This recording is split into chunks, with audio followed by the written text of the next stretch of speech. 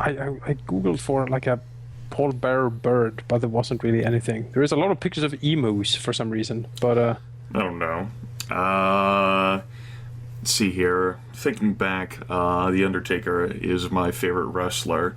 The only thing I can really remember would be like a raven, or it might have been a crow. I honestly have difficulty telling between the two, appearing at like a few like special pay-per-view events. That was back in his original Deadman persona, but once he turned into basically the biggest incarnation of evil in the entire world, rather than just like an undead individual, I think birds became unsafe. And then From Where I Sent You was one of his themes, like a later theme for his American Badass routine. Oh, Undertaker. I remember the days when I actually tried being the operative word, watching wrestling, because back in those days we didn't really have cable around where I lived, so it's kind of difficult. You saw hints and glimpses when you were like at friends or like visiting grandparents or something. Yes, it's difficult to get the storytelling aspect when you can only get those hints and glimpses. But man, was it amazing. These days, I actually get all of my hints and glimpses of where I have a few friends who like follow along with the universe. I just only tune in for like the pay-per-views that they'd recommend. Like one of my friends will be like, "Here, this interests you because I know your tastes. I don't have much patience for the current storytelling, but I do like to see like the actual like storytelling in the ring. I find that to be pretty interesting." It's something. I am no longer really into it, but I am I'm very curious about like the thing as a phenomena is very interesting, and like the culture surrounding it is interesting to me. And I think the Michael Rourke movie, The Wrestler, captured a lot of it pretty well, actually, in a sort of very morose, bleak way. I'm pretty sure you consume more culture from Hollywood than I do, Jonas. Well, but if you're somewhat of a wrestling fan, I would recommend the movie if you haven't seen it. It's actually very good. Sort of relaunched his career because he was drunk in a corner for most of the last 2 decades. For Mickey Rourke. For most of 2 decades, huh? Yeah. I mean, if you look at him, he looks like hell warmed over, you know? Many people look like that when they get older, Jonas. Yeah, but, especially if you've had, like, led a life of, like, extreme excess like he did. Yes. We can't all look as graceful and good as Hulk Hogan, right? I was hoping that you'd say me, but I guess Hulk Hogan works, too. I mean, although graceful does not really apply to him anymore. He's been given similar to the Chris Benoit treatment for WWE history after they kicked him out of the Hall of Fame, and they don't really talk about him much. Yeah, no, he's man. Oh man. I mean, also, they literally can't write him out because of everything, how integrated he is with WWE history. Yeah, when someone says wrestling, that's who you think about. That's just how it is. If someone says American wrestling, everyone thinks of Hulk Hogan. That's just how it is. At least anyone born in the 80s thinks of Hulk Hogan. And perhaps that's true more so for Europeans, I think, because of the fact that how associated he is with America. Mm-hmm. You would get a larger variety here in the States. Oh no, oh man, I also remember this now. His fucking Hollywood Hulk Hogan time when he had blonde mustaches and dark beard. That's yes. Bond villain look. That's what is that? My primary interest in wrestling was during that time period. I would my family would oscillate between both the WCW and WWF, and of course that picture was after he went back to the WWF because WCW failed and was bought by the WWF. But yes, his new world order.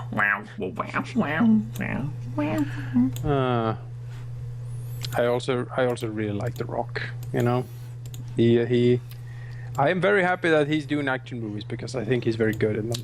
The most electrifying man in wrestling with the most electrifying move. Mm. That's right. It's fun to explain to people. No. The people's elbow isn't just the elbow. It's an entire process. It's like a 59-step process. I have a flow chart and everything. That's right. A whole damn thing. Like arrows to redirect you back down the line if the process gets interrupted. Yeah. Gotta employ those 5 moves of doom. Right. That's what John Cena has openly called his on several occasions, because, like, it's a callback to, like, how Bret Hart's, like, that was when the nickname originally came about, and so, like, John Cena embraces it, because he's Big Meme John. Mm-hmm.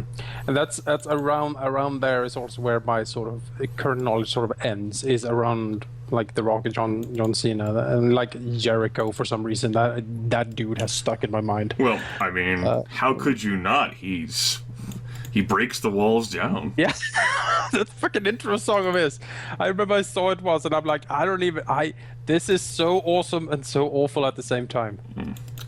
It was, I had stopped watching wrestling around 98, early 99, so I missed, like, moments like those, but, you know, I've seen, like, when his big reveal came, whenever he transferred to WWF after WCW was bought, and, like, that fucking, there's, like, a countdown clock, like, teasing it for, like, weeks before, and, like, what the fuck is gonna happen? And then he comes down and the crowd loses their fucking shit.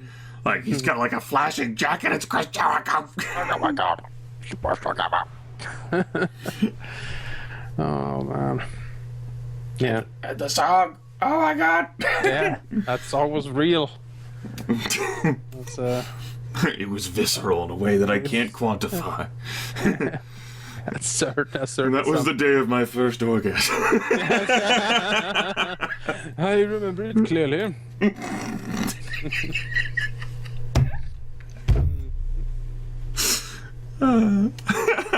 Thanks, Chris Jericho.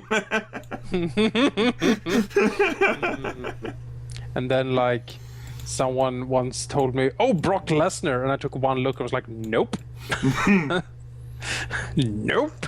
His theme song is literally entitled "The Next Big Thing," Jonas. He I don't know, maybe he removed it, but he has a knife tattoo on, like, his entire chest. Oh no, it's still there. The pay-per-view last night. That's a giant fucking sword. It's right there. Oh, man. It enhances the terrifying image that is Brock Lesnar. Excuse me, Brock Lesnar. He certainly looks like a murderer. He looks American. Awesome. I think that's what he's going for. I wouldn't. Yeah, sure. He tried some UFC things. A friend of mine who's really into UFC stuff said he tried that and didn't really make it very far. He became a heavyweight champion of the UFC in his 3rd fight. He was highly successful in the UFC. Yep. All right.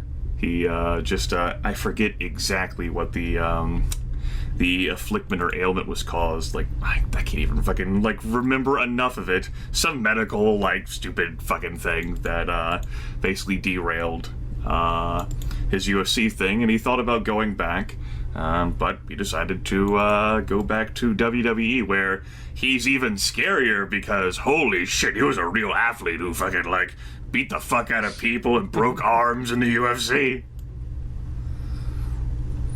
Yeah, well, turns out when you get hit a lot, you will develop medical conditions. Who knew? Not Big Match John. There is one man who can save Decim from losing his shit right now. And his name is John Cena! I was thinking about sending you an instant Cena thing, so that you could, I'll burn a destiny point to summon John Cena. You know, that actually might be a pretty great, usage of a destiny point. Would work if you were the DM. I think it wouldn't work on Malachi because he doesn't know a thing about... No! Even he got a John Cena reference. Oh my god. Yes. Like, I was actually amused. I was talking to him a few weeks back, and I did a... And he said, John Cena's not involved. And I was like, oh. And he's like, yeah, we know about John Cena in Denmark. There you go. And I was like, well, it makes sense. John Cena is international. That's true. That's true. Yes. Yeah. I do like The Rock the most, though. He's got charisma. Yeah, the real reason why you ogle Hollywood culture, like Dwayne Johnson. Dwayne.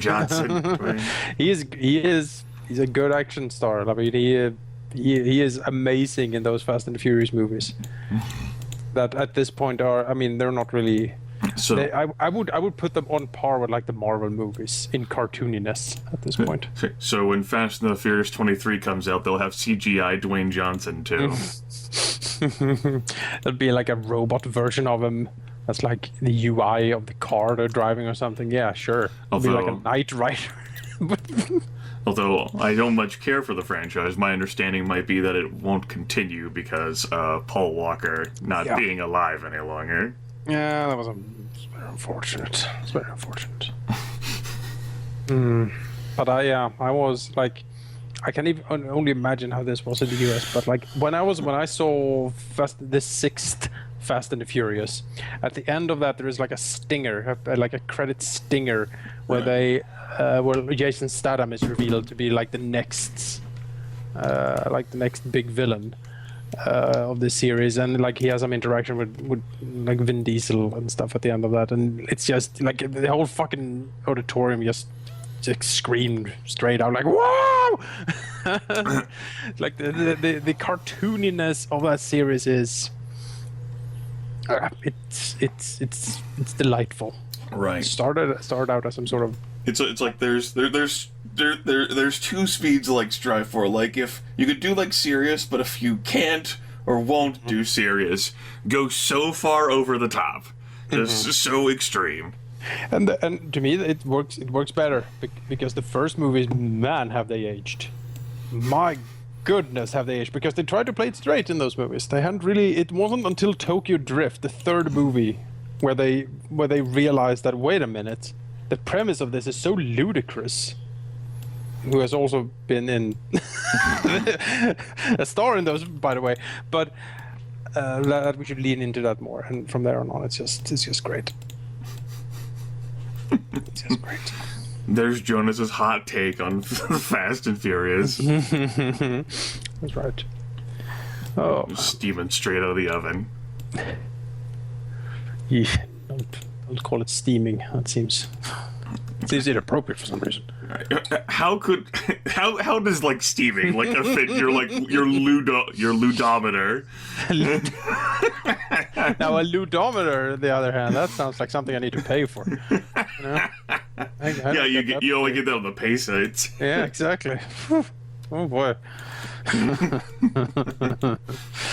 Let me just pull out the ludometer here. Oh my. I need to go. Like this is too much for me. I didn't sign up for this.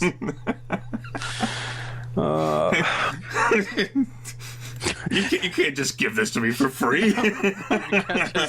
Exactly. I feel unclean somehow. Dear me. So you had great news. I took it. Yeah. Fantastic things to tell. Yes, as a matter of fact, I do have fantastic things to tell. Oh god, what is this fucking shit? Let me see here. Like, I know that I'm recording the audio on the side. I half expect this to fail, so I can pretty much just, like, throw my hands up in the air, Bannakai, and go, you know. Thanks. Oh, that's fine. I'll if you're already recording, I'll leave that fantastic thing to you. I mean, we can both push the button. I might be broadcasting this right now. Oh my god! Hi, Mom. Don't watch this, Mom. Don't. It's a terrible idea. Yes. I cannot describe the exact situation that Decim's going to find when he returns to Winter's Respite Park, because I don't know how that's going to look. From the shading, I can tell you, Rosette's kind of been the one who's been doing a whole lot. And see, we have, like, man, it's really fucking annoying. Like, because on one hand, like, sure, I get what she's doing, But on the other hand, she needs to dial that down a little bit. Let's see here. Well, how do I even begin to try and set up a role-play team? Oh, I'll channel, like, my inner GM. All right. And try to actually be serious about it and, like hide the ludometer so I don't start laughing. The ludometer's been put away, folks. That's right. So, I'm not even gonna fucking explain this for the recording. Fuck you, Manica. You know this. Right, so our house has scouts, and undoubtedly they're going to spot the solitary individual, the noble-looking fellow who's been riding, like, haggard for, like, a half moon, perhaps a bit less at this point, like, must get back to God, please, no, my heart, My everything. That's right. The old wound. Brain's like, I'ma do it, I'm a stroke, no, fool, the economy. And the scouts would inevitably warn Bree.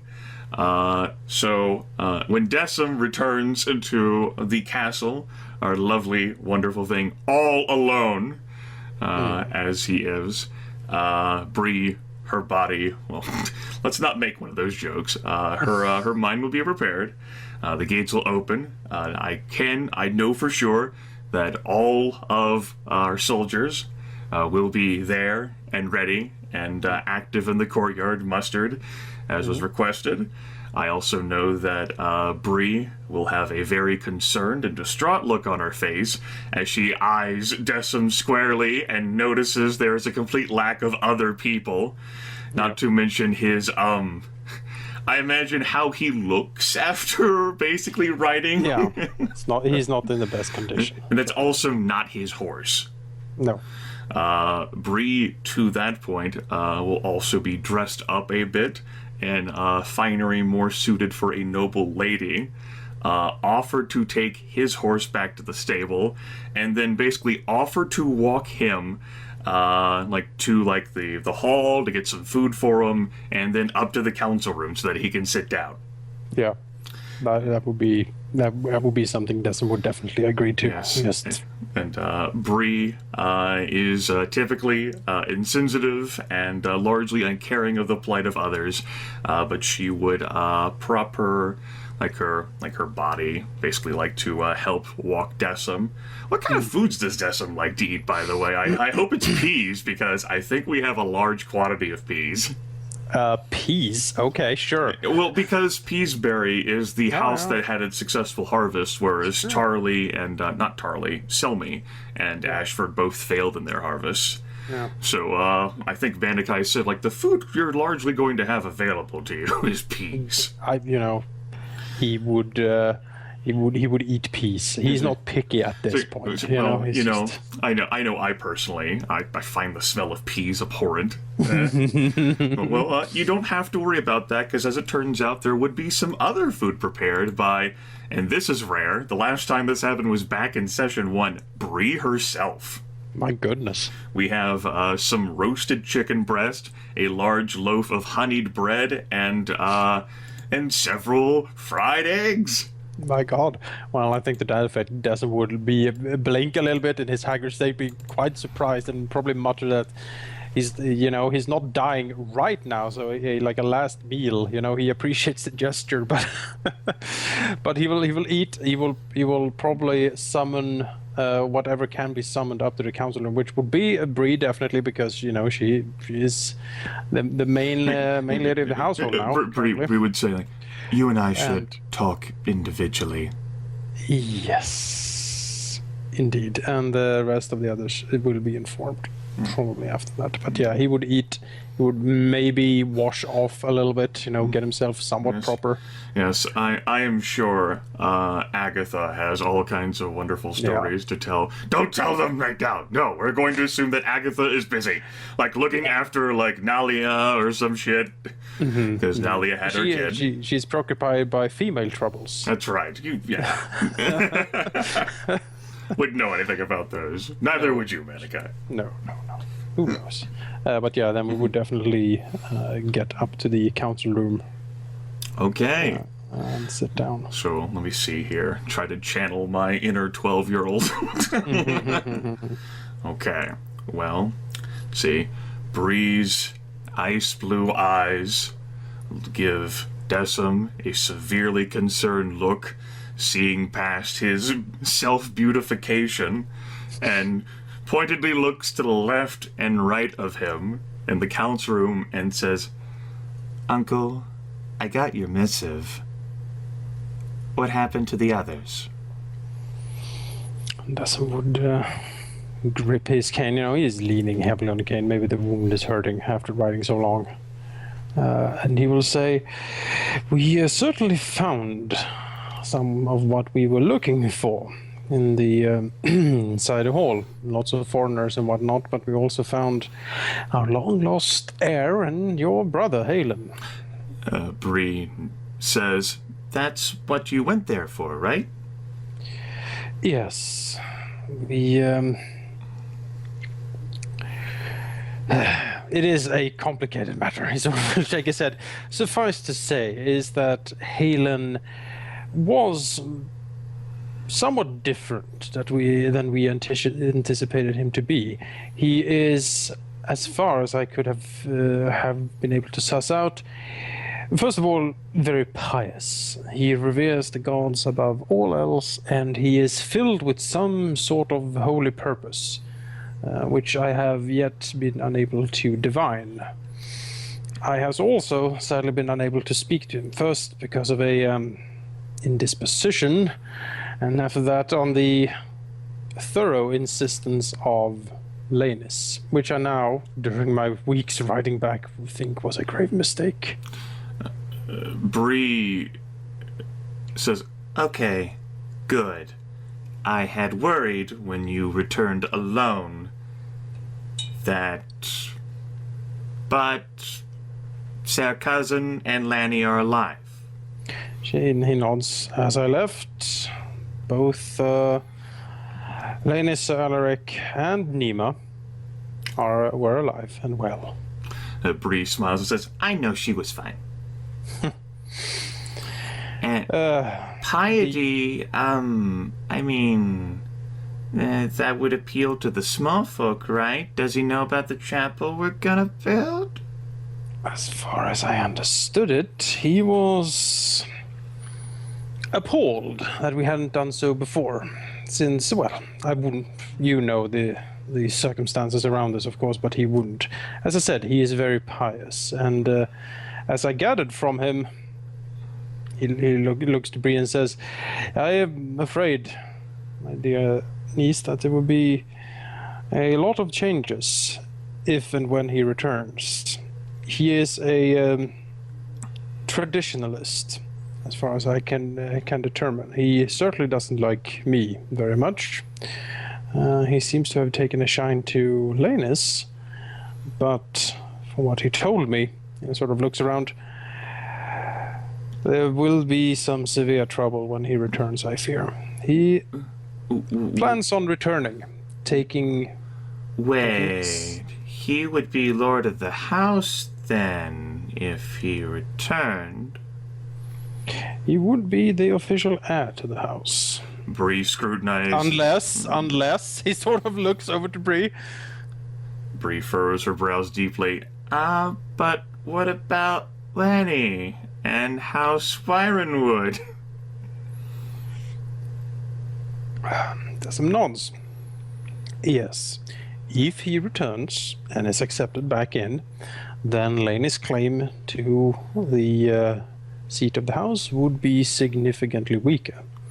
He would have to wait until Haylen effectively dies, and only if he has borne no children himself to take control of the house. Is Haylen married? Jackson said no. As far as I could understood it, he has been so filled with his holy purpose that none of that has been done. He has also indicated that if and when he takes control of the house, he will indeed not marry or sire any children, as far as I understood it. Huh. does some shrugs. That to me seems to be more tall tales and tall promises than reality. Is that common, Uncle? Perplexed look.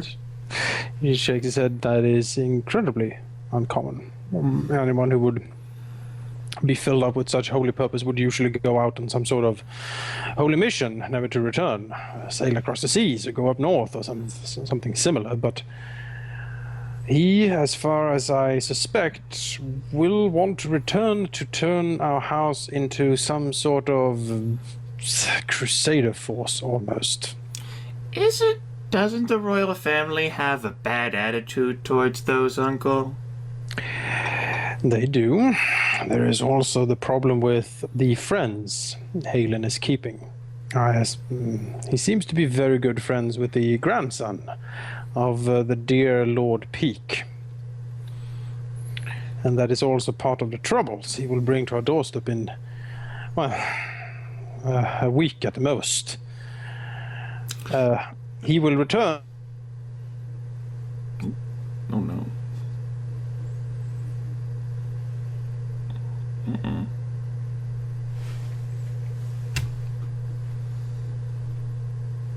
Jonas. Mm-hmm.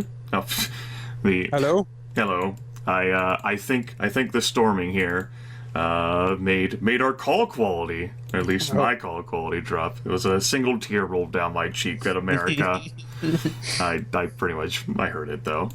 It was I was just frozen in fear and terror, like Bree. Like Bree. Yes, Bree scratches her head again and says, do you think he would offer me cakes? Doesn't blink for a little bit. It says, I am unsure.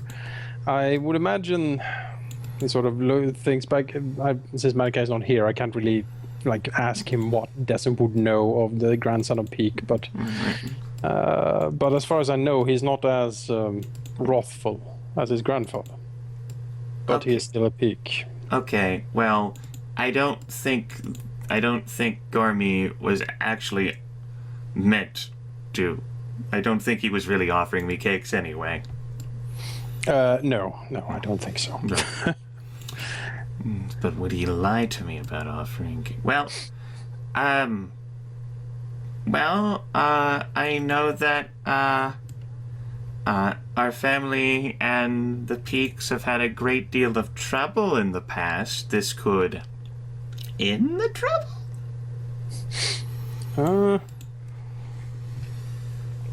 It potentially could, but not perhaps in a way that we would like, and that is also my concern. If he is going to ride back here to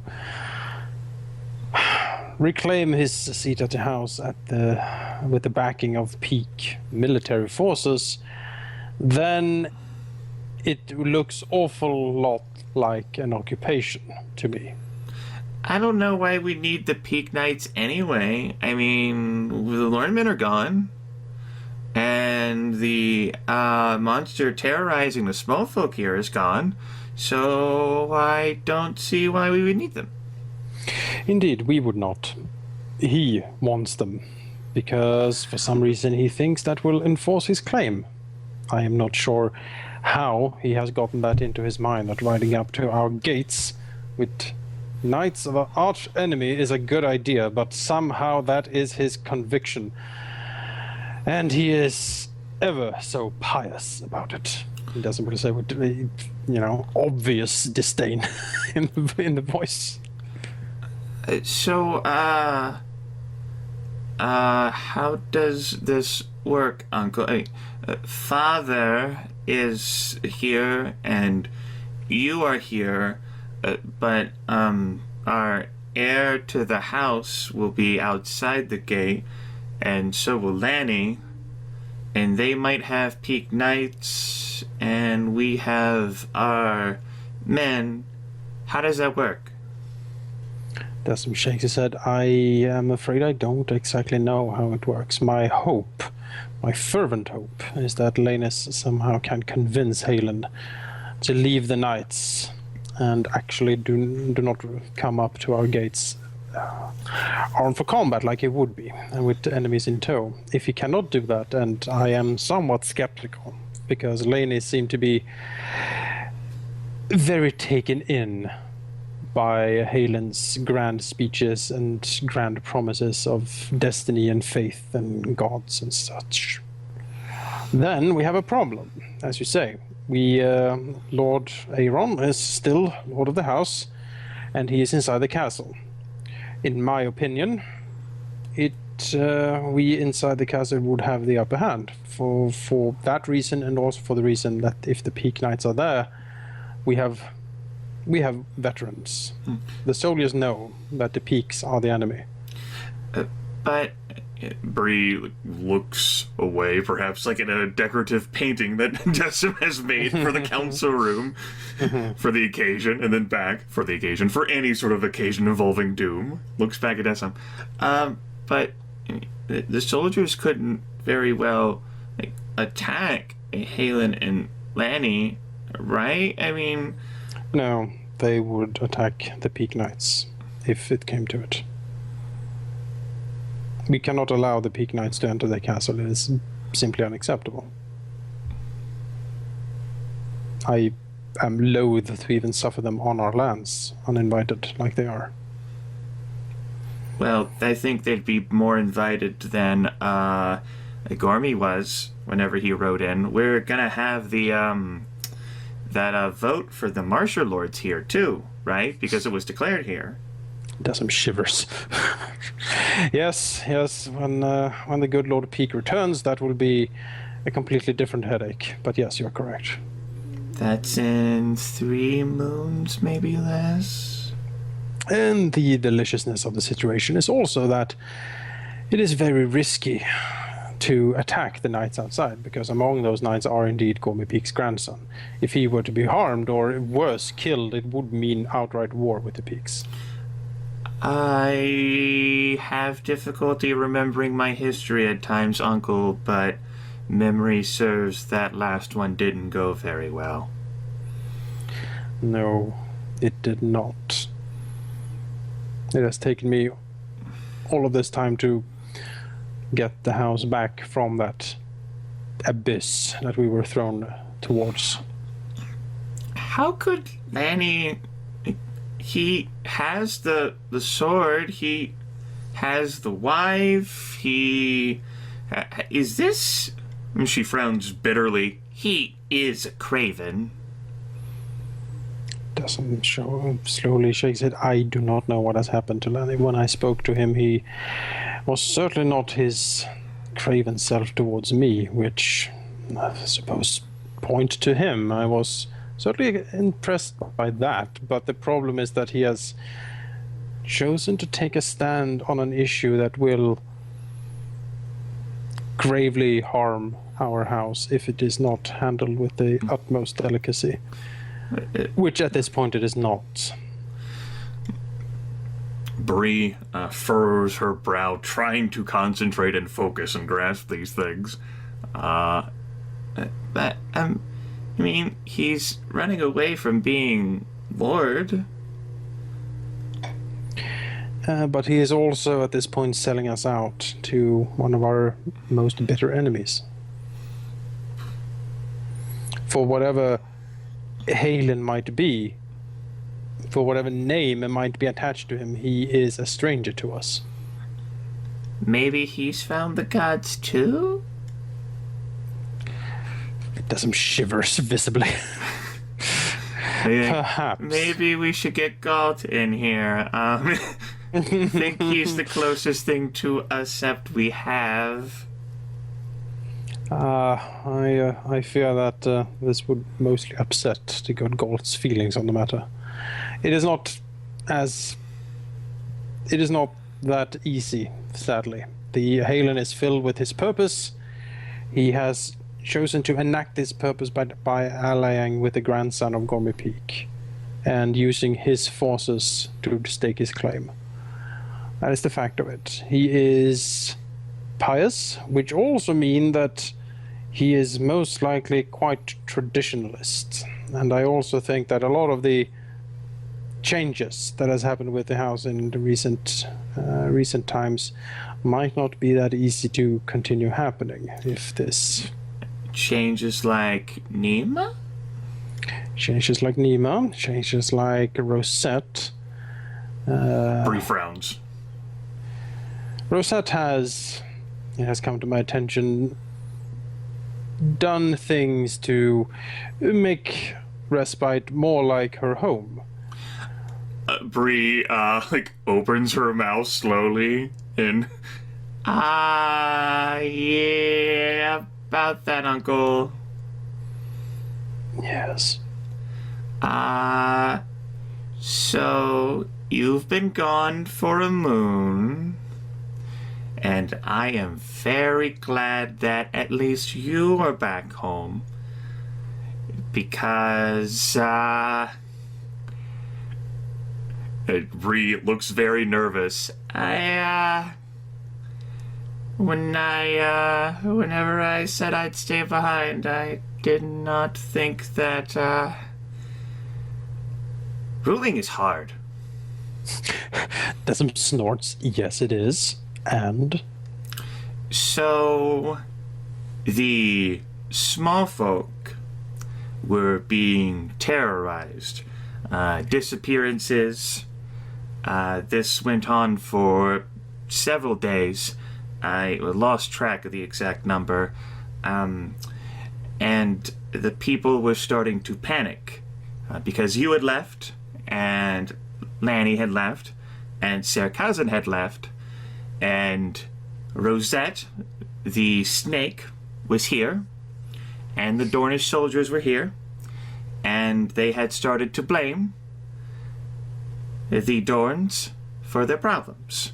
The people were upset about all these disappearances. They were upset about the unpious nature of our ruling, Uncle. They thought that the gods had forsaken this land. Especially because there was a demon living in the castle itself. And Bree sticks out a thumb and points it square at her chest. Doesn't looks at her, and he frowns, but he also has like a somewhat of a grandfatherly look to him as he sort of reaches out the hand to sort of pat Bree somewhat awkwardly on her shoulder. Bree looks severely concerned, says, they were going, not all of them, but there were rumors, whispers, of the people uprising while you were gone, Uncle. Out of fear of the snake and the demon. He grunts. I smoothed that over, I think.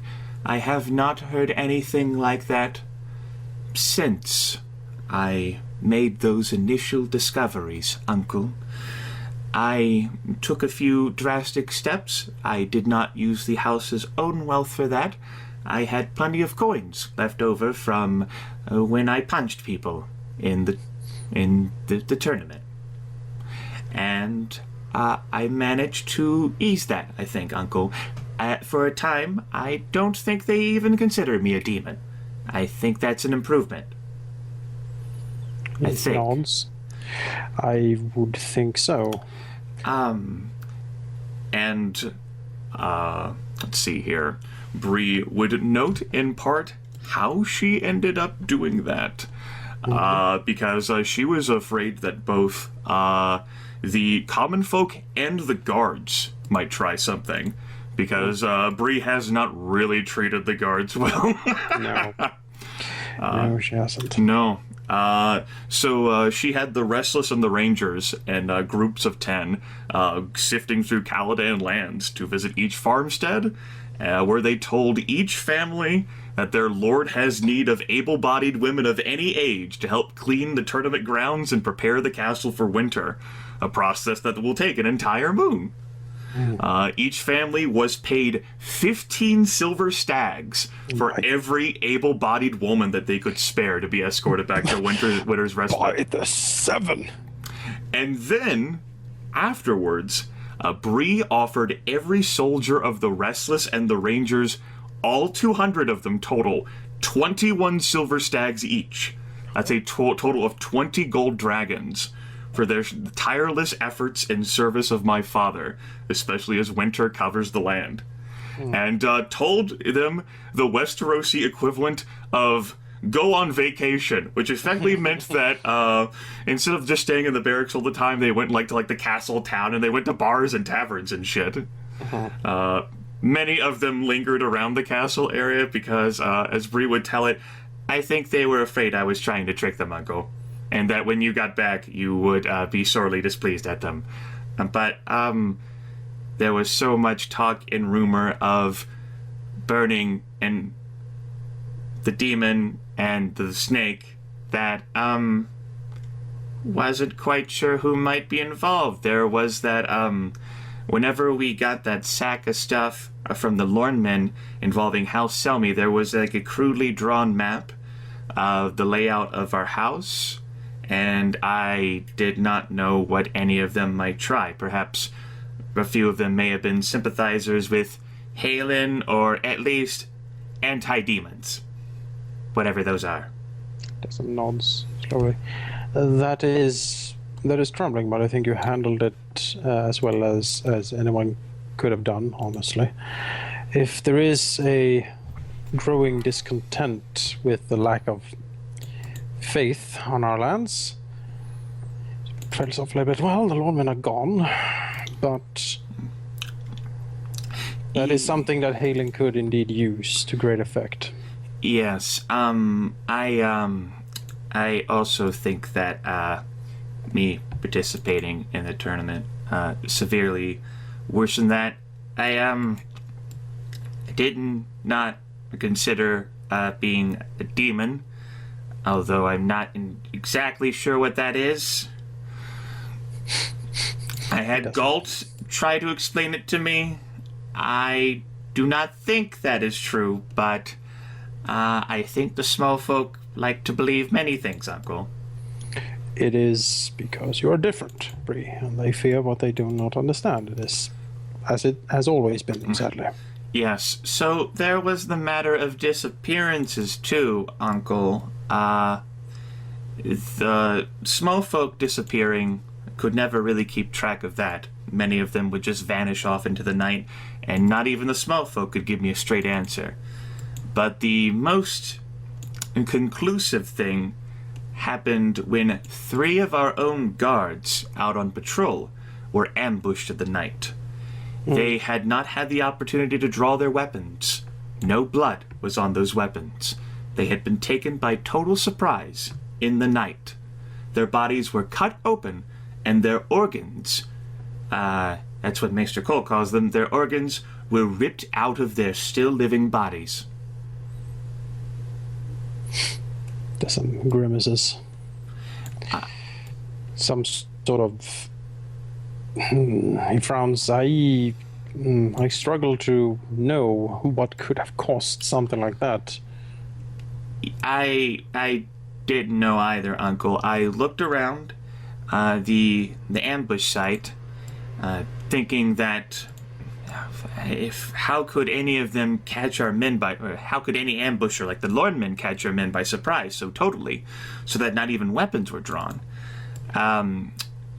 It was a large animal, in fact, Uncle, and Bree will slowly stand and actually begin in part removing her clothes, which seemed to have been cut specifically so that they could make easy access to this, her side, where she quickly slices the bandages with her left-hand dagger, revealing massive gash marks the size of, well, you heard the description when you listened to the session of how big the fucking Shadow Cat was. Doesn't will be taken aback and sort of blink and look at her. By the gods. Yes, the wound is still bright red, is slowly healing. Are you all right? Bree says, According to the Maester, yes. I found claw marks just like those embedded into a tree nearby, with several of its lower branches snapped. The creature, with claws and jaws so massive had climbed up in there and waited to ambush our men. Oh. I'm sure Maester Cole can confirm how the wound looked whenever I returned, if there is any doubt about the size. And, Bree will put her clothes back over her side. Desmond will mutter something that Maester Cole is the best investment the house has ever made. Like, Bree will use her childlike powers to ignore this. Bree says, so, with hearing that it was an animal, I actually went to Rosette and spoke to her.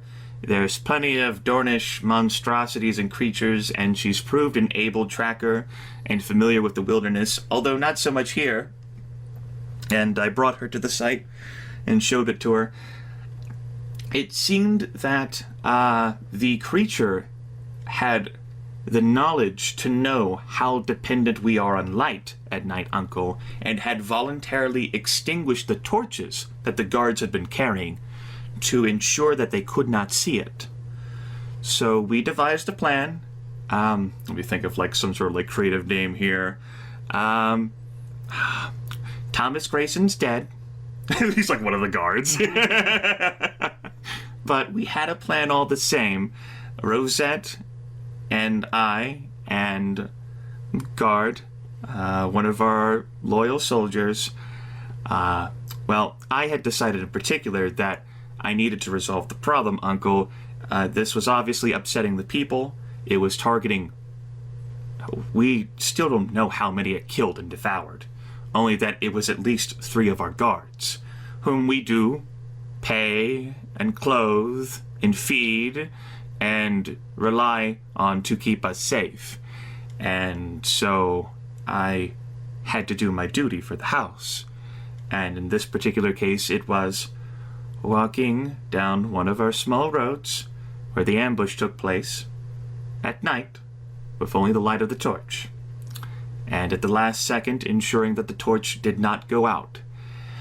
I don't know how familiar you are with what Rosette called a shadow cat, Uncle? Desmond will frown and say, I have read some about them. Big, cats that hunt in the mountains.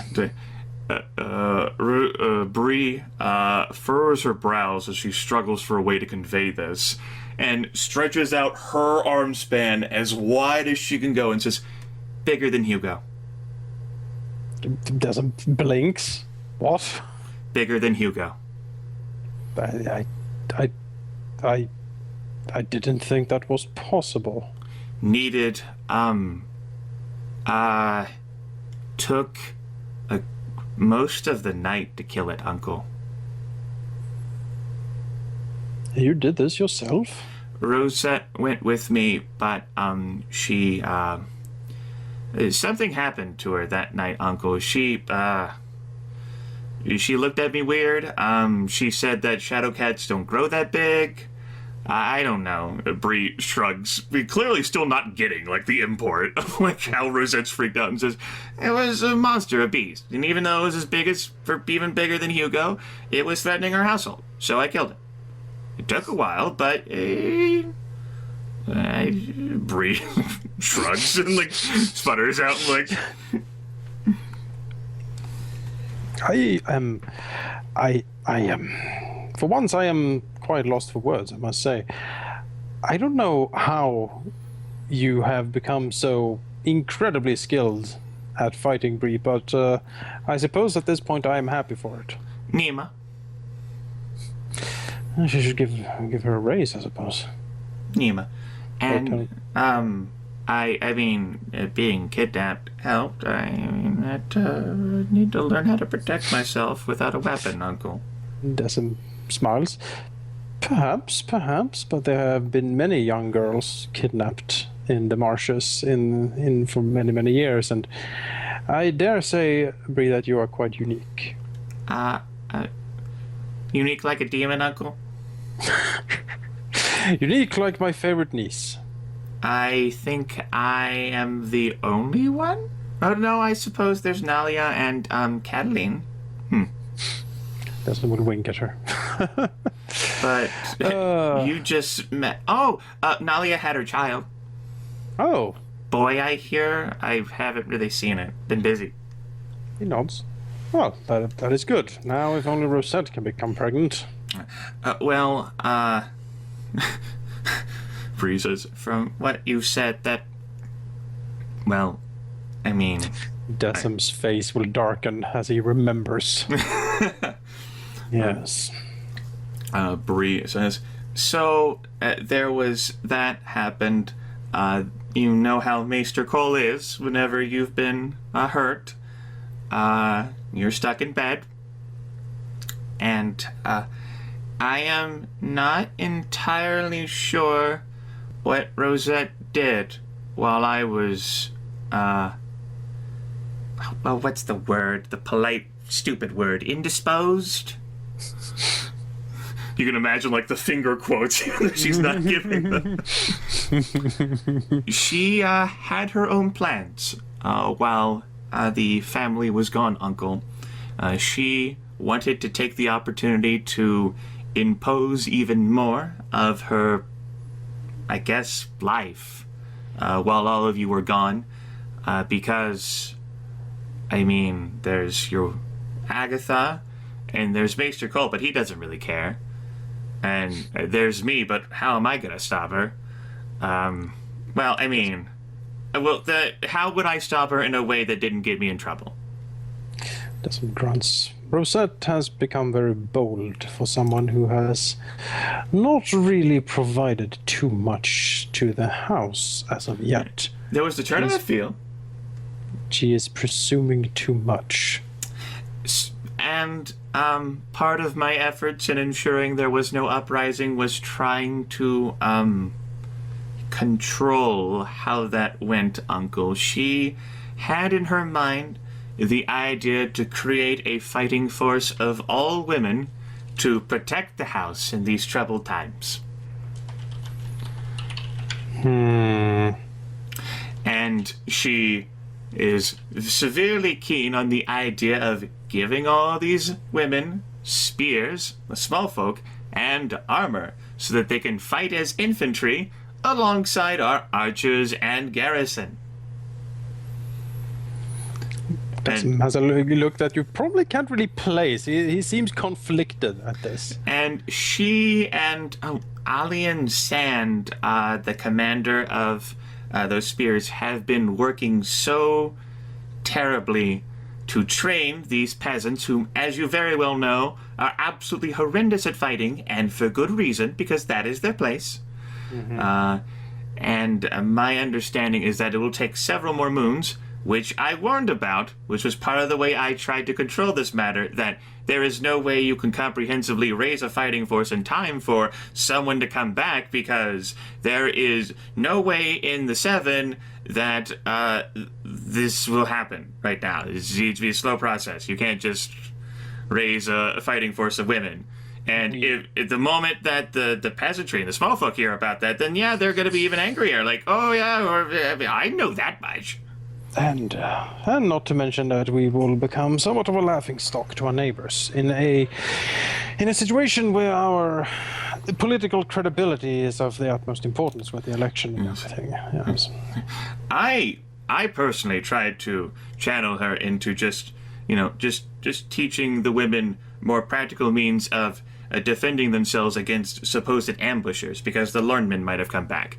Something that doesn't involve a weapon and doesn't involve armor, and does not involve keeping them around as soldiers.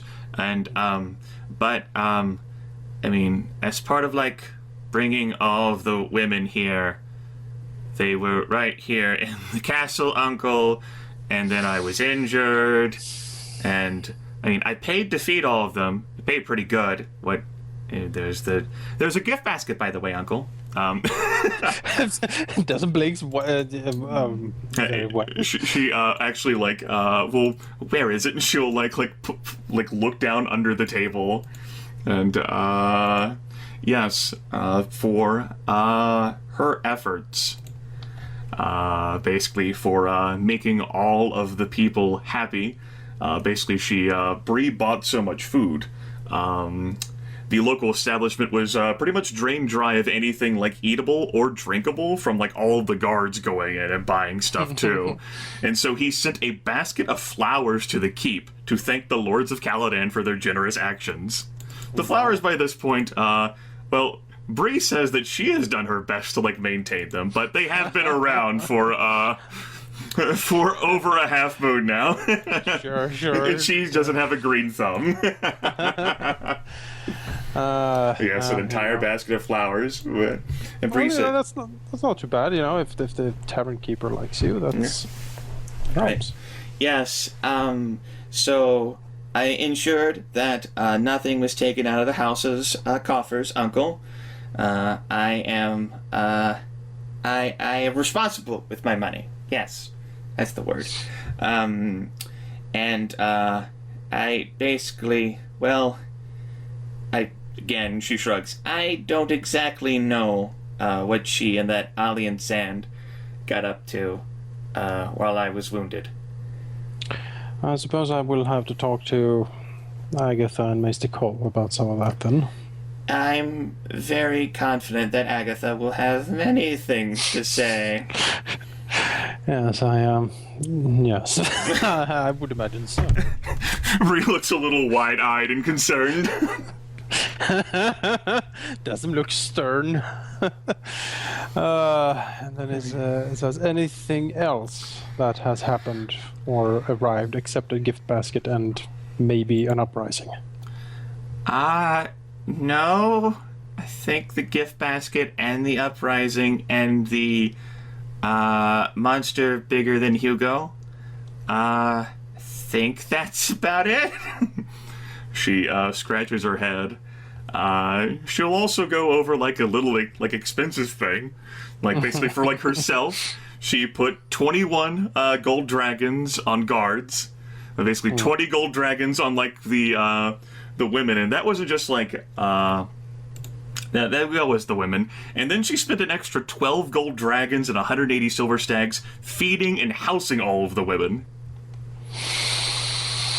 Oh boy. Yes, because as it turns out, winter is here and food availability has suffered with the poor harvest. So she bought quite a bit of things in the region with her money, and had scouts basically just like return with like fucking like wagons of like food and shit.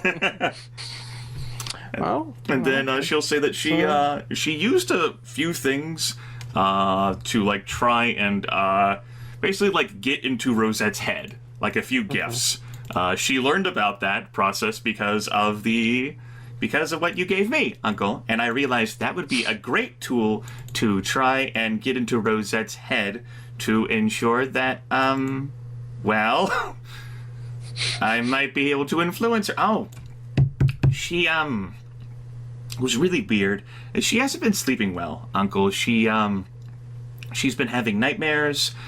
This happened after we saw the Shadow Cat monster thing that I killed, which I don't understand why she's having nightmares now about it, because I killed it, but that's when they started. She's been a little harried, concerned looking. She frowns like nightmares. She wanted me to, Bree like struggles. It clearly wasn't important enough to her. Something about, like, she'd try to go to sleep, and she would wake up, in a sense, and see and feel people, like, looking at her disapprovingly, and judging her and hating her for all she'd done. Perhaps she hasn't made her peace with the Seven. I don't know how that works. I haven't asked Galt. I've read to her. I've sat with her quite a bit to try and relax her, to get her to sleep. She is very stubborn and defiant. I don't know anyone like that, Uncle. There is... so there's that. I suppose I've had a few nightmares too, but really, like, hers started after I killed the Shadow Cat monster, whatever, so I don't really understand it at all. Doesn't be still frowning. That is odd, and you have had nightmares too. Well, Sir Alaric actually woke me up one of the nights inside the hall, and he was quite frazzled in a way that is not particularly common for him. Someone of his size and martial prowess are rarely scared of anything, but he was genuinely shocked. It might be a coincidence, of course, and probably is. It's just... Maybe it's guilt over the money he owes. Again, Decim's look. Yes, the money he owes. Bree blinks and then like scrutinizes her uncle and says, did I say something wrong? No, you did not, Bree. It is Sir Alaric that has done things wrong. Mumble about losing a horse and, and similar dark grumblings from Decim as he sort of... Bree decides to let that go. So, for the best. She didn't really get this at the time, and I didn't really know of anyone to ask about this. Scratch said she wanted me to swear an oath or something. Scratching her head. Oath? Yeah, she was so afraid for her own safety. She pitched it as being concerned about me and my future, but I think she's really just scared. I think that Shadowcat must have really unsettled her in some way, Uncle. She wanted me to swear some oath, like, I guess a knight, like Ser Kazan, on like some like Dornish gods, and like go to like Dornish land, to like, I would basically be like her retainer, I guess, like her bodyguard, basically like stay by her side forever. And because of like Dornish law, that would be inviolable. I don't know, Uncle. I was more concerned about how she looked. I didn't really get it. Doesn't look very happy at all at this revelation. Yeah, so I didn't give her an answer. I shoehorned that into basically talking about how haggard she looked and got her to sleep. I don't know. She's just been really... She shrugs. I don't know. Different, I guess. Well, it was good that you didn't give her any oaths. Please don't do that. He sort of looks at her. That would be exceedingly problematic at this point. Uncle... It is interesting that she would attempt such, though. Well, she clearly feels safe around me and trusts me because, Keep fostering that trust. I have not been able to get very close to her. She keeps me at a distance. Probably. Likely for reasons you may already know, Uncle. He nods. But it is still important for me to know what she's thinking and what she's planning in some regards. Especially since it seems that every time I leave this castle, she changes something in it. I just wanted to sleep, Uncle. That's all I wanted to do. I was just going to basically just lay in bed and read the books and practice maybe some of those things that Agatha tells me to do. But then all this happened. She looks very serious about this. I definitely did not want to leave the castle at any point. As I said, Bree, I think all in all you have performed very well, and I am very happy that you took charge of this. I would really be happy, though, if I wasn't left alone with, because, ruling is hard. How do you even understand the small folk? They're peasants, demons, like... He sort of shakes his head. They are a superstitious lot, yes. They are simple, yes. And you need to handle them with some care. They were terrified about the Lorenmen being back, about the gods having forsaken them. The gods thing seems to be really important, Uncle. He nods slowly and says, when you are in a situation where you feel you have no control, you will do anything to try to assert such control. If praying would give you that control of your life, you will resort to it. How much control do we have right now, Uncle? Yeah. Looks around, yes. That is indeed the question, isn't it? We will be fighting for control fairly soon. When Haylen arrives, it will be put at a knife's edge. If we accept him back in, we accept a strong lord that will do a lot of things differently than we have been able to do so far. The alliance with Ironwood, the different tournaments, the traveling we have done, all of that has been because, well, we don't have the Lord of the House to openly oppose us, and we have been free to pursue the path that is best for the house. I cannot imagine Ironwood responding favorably to this. I do not know how much they would care for Rosette, but I certainly know that Rosette had been built up with the severe promises in mind of being Lady of the House, and I do not think she is of the sort that would sit idly and allow that to be taken from her. There's some nods. That's also my opinion. I will, though, add that for being Lady of the House, she has not been very ladylike. And again, there seems to have been a severe neglect of some of the things we would expect of the happy couple by this point. I at least think she will no longer ask for Lanny's sword. Oh, I suppose that might not be Lanny's sword anymore. Oh. If she will do... yes, I understand her concerns. And I think those concerns coincide with a lot of my concerns at the moment. But she needs to be more careful. We have already riled up the small folk a lot as it is. Although you have managed to quell that particular fire, it might rise again. Especially if she keeps parading her Dornish soldiers back and forth and doing a lot of radical changes. Right. I had the guards, when they came back, return the women, but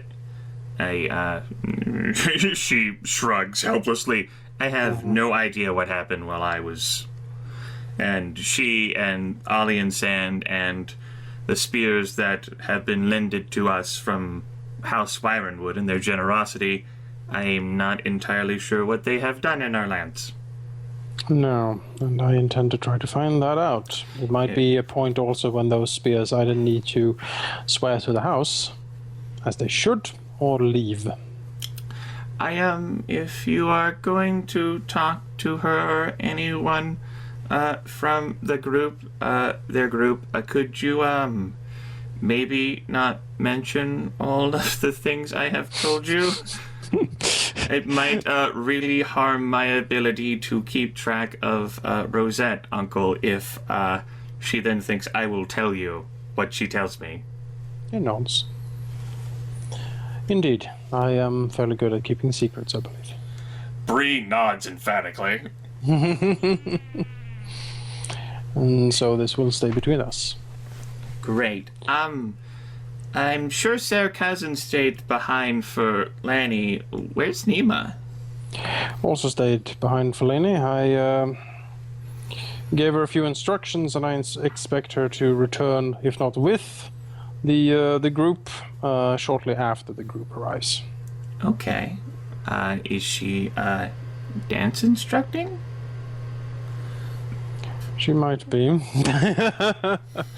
He looks at her.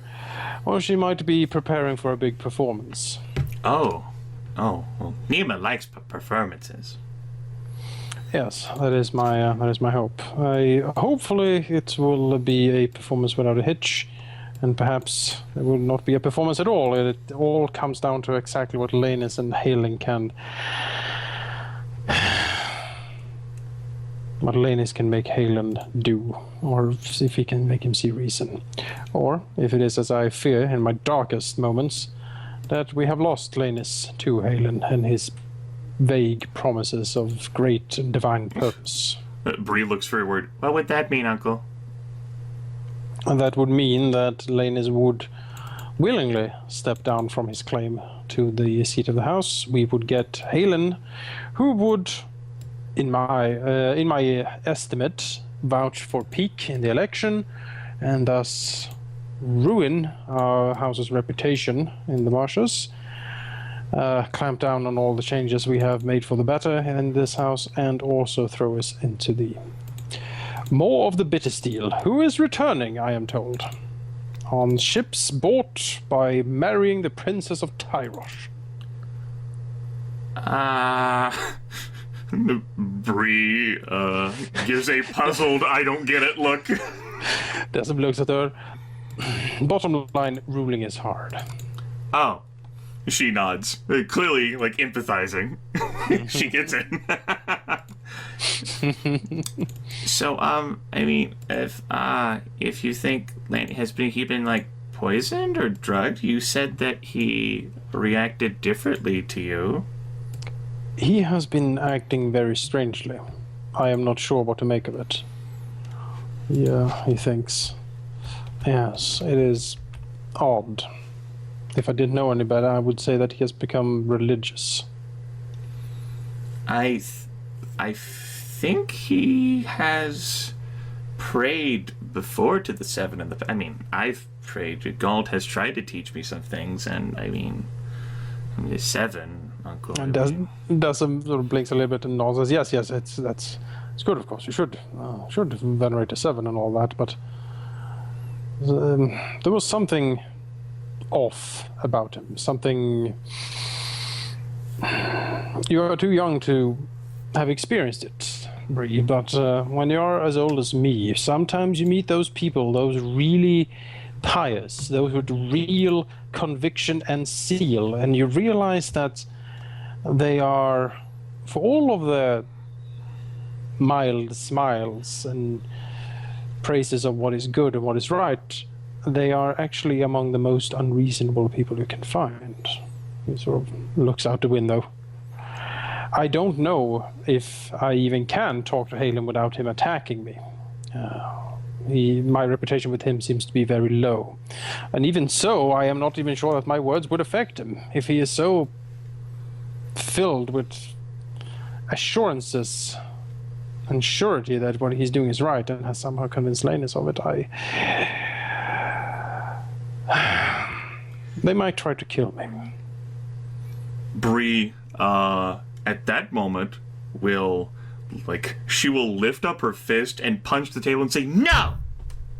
Probably, leaves, a dent, actually, in the fucking, wood. Kill you! Yeah, he will nod slowly. I hope and pray that it won't come to that, but you must realize, Bree, that Haylen is...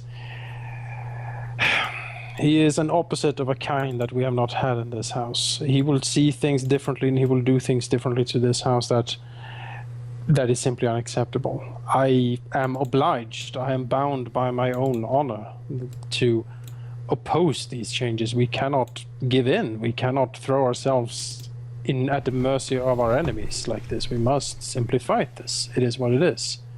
And I must do this. No. He sighs, looking out. I have defended the house before and I can do it again. But no one is killing you, Uncle. No one.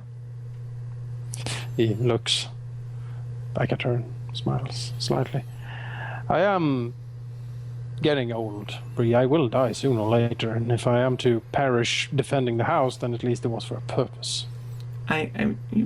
You survived a cavalry charge, Uncle. Yeah. I saw it myself. I was right there. Yeah, he smiles and says, I did, yes. It's true, but... You stood so defiantly in front of those war horses and the lances and everything, Uncle. I mean, it was really great. So, I suppose anyone is killable, but hey, look at you. Doesn't look at himself.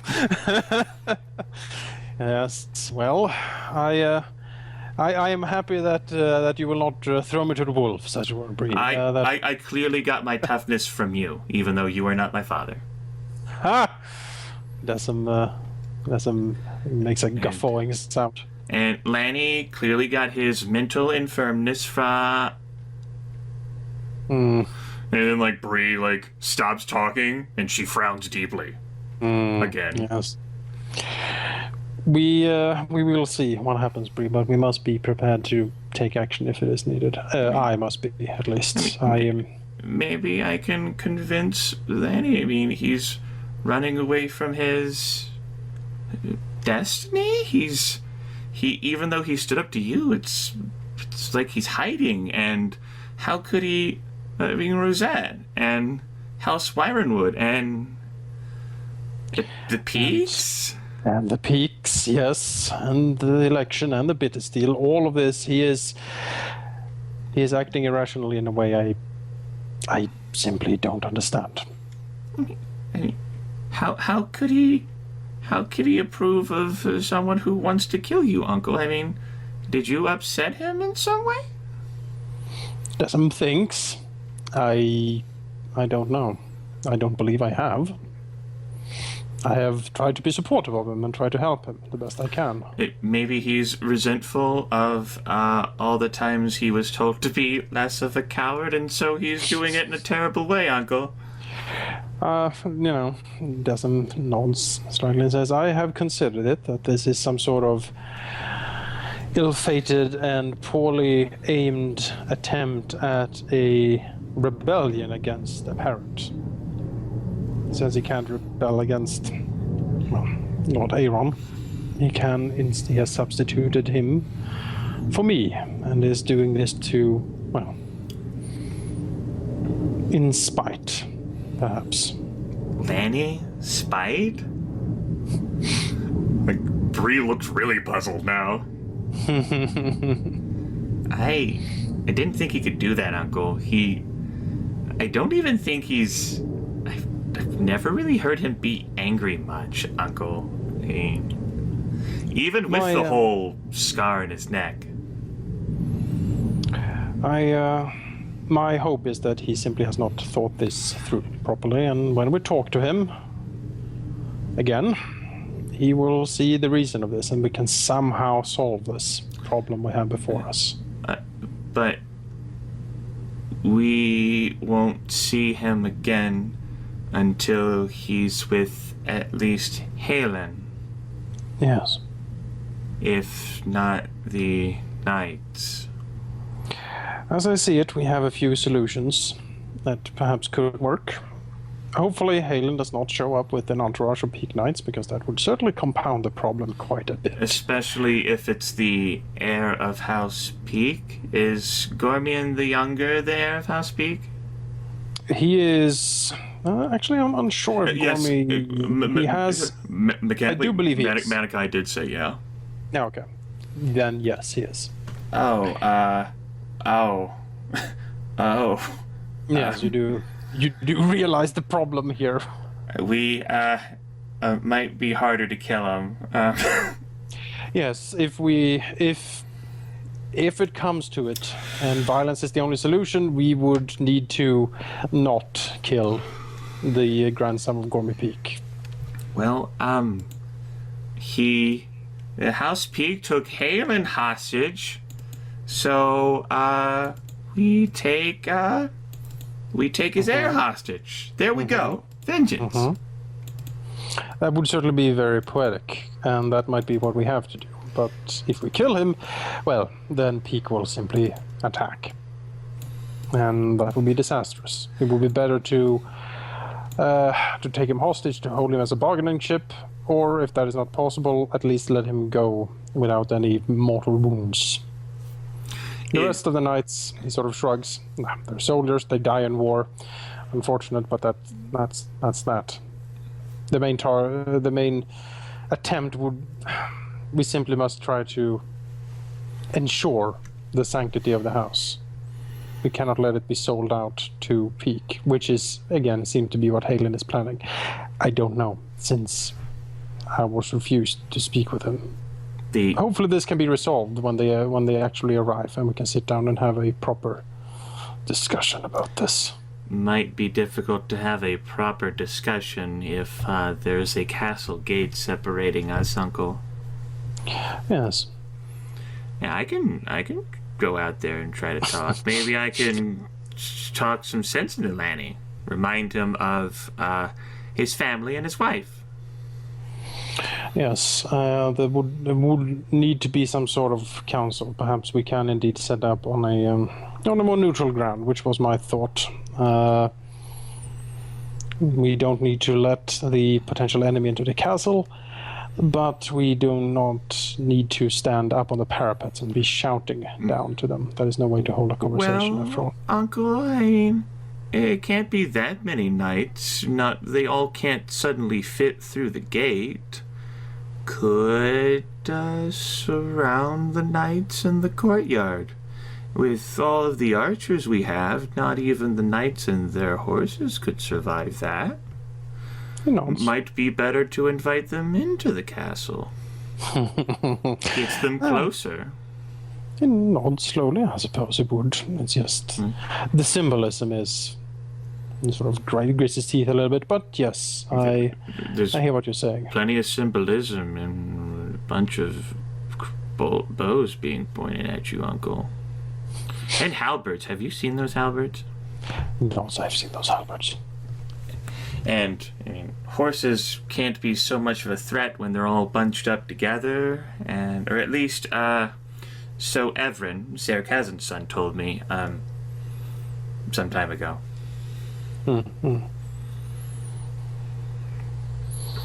Yeah, he nods. Yes, that might be reasonable. All of the troops are gathered, yes? Yes, Uncle, they have all responded. And they should be well rested and prepared to serve the household. It's good. I did talk about expanding somewhat with Alaric. I actually brought an expert back to help us rebuild the engineers. Oh! Bree, I remember, but this was a great cue-in for now, Bree to mention it, since I was gonna mention it last night. Oh, it's good that you mentioned that, Uncle. Oh, hold on, I'll be right back. And Bree takes off. Gus was all right. I'll be back, Uncle. Hold on, need to get something from my room. Excuse me, Lucas. And perhaps no more than 2 minutes later, Bree, a little gassed, rushes back into the council room, kicks the door shut, and moves the table, and will drop on it the inordinate, official letter with the two broken seals on it. One of the a white wax dragon. And there's the red wax with the three-headed black dragon, or whatever, House Targaryen. Yeah. He would look at that letter as if Bree had dropped a viper on the table in front of him. Bree does not notice. She's like, yeah. While you were gone, this came maybe a half moon ago. It was after I recovered from my wound, and none of the lords of House Caladan were here, so I opened it, as I was the closest person. It's from the royal family. I think Prince Maekar. I don't. You hear a slightly strangled sound from Decim. It's a decree from his father, the king. It has to do with the engineers, which I do have the entire text of the letter, which Manikai read out during the session. To the Lords of House of Caladan. As of the writing of this letter, it is decreed, with the authority of my father, Daeron Targaryen II, King of the Andals, Rhoynar, and the First Men, Lord of the Seven Kingdoms, and Protector of the Realm, that House Caladan shall field 200 battle-ready engineers at winter's end. I don't know when winter ends, Uncle. You will see him swallow as he continues. It is the royal desire that these forces shall present themselves upon the fields of Summer Hall at the first sight of spring. Should these forces be present before such a time, I, Prince Maekar Targaryen, shall personally grant you and yours a favor of your choosing, insofar as my skill, authority, and honor allows. Prince Maekar Targaryen. I would have tried something, but I know nothing about engineering. Our engineers were lost in Will, or near Will, and I didn't know when winter ended. Decim will have a look upon that. Is like one part just absolute Fuck. shit, and one that is clearly calculating. You can see the gears turning in his head as he considers this. This is potentially disastrous, but also potentially very good if we can somehow fill the troops he requested before. He would do yes, that favor. Yes, that could solve a lot of problems for us, I think. Taps the letters. We would just need 200 battle-ready engineers. For the love of the seven. Probably a few scattered remnants of the claws near the castle still. Yes, they must all be found. We need them all immediately. We need to start training. He sort of half gets up, the wound hurts, and he sort of sags back. Bree like immediately moves to support him. It's like, oh, horseback at my age. He sort of grumbles as he leans heavily on the cane. Yes. Good that most of the soldiers are here. It should be possible to round this up and Oh boy.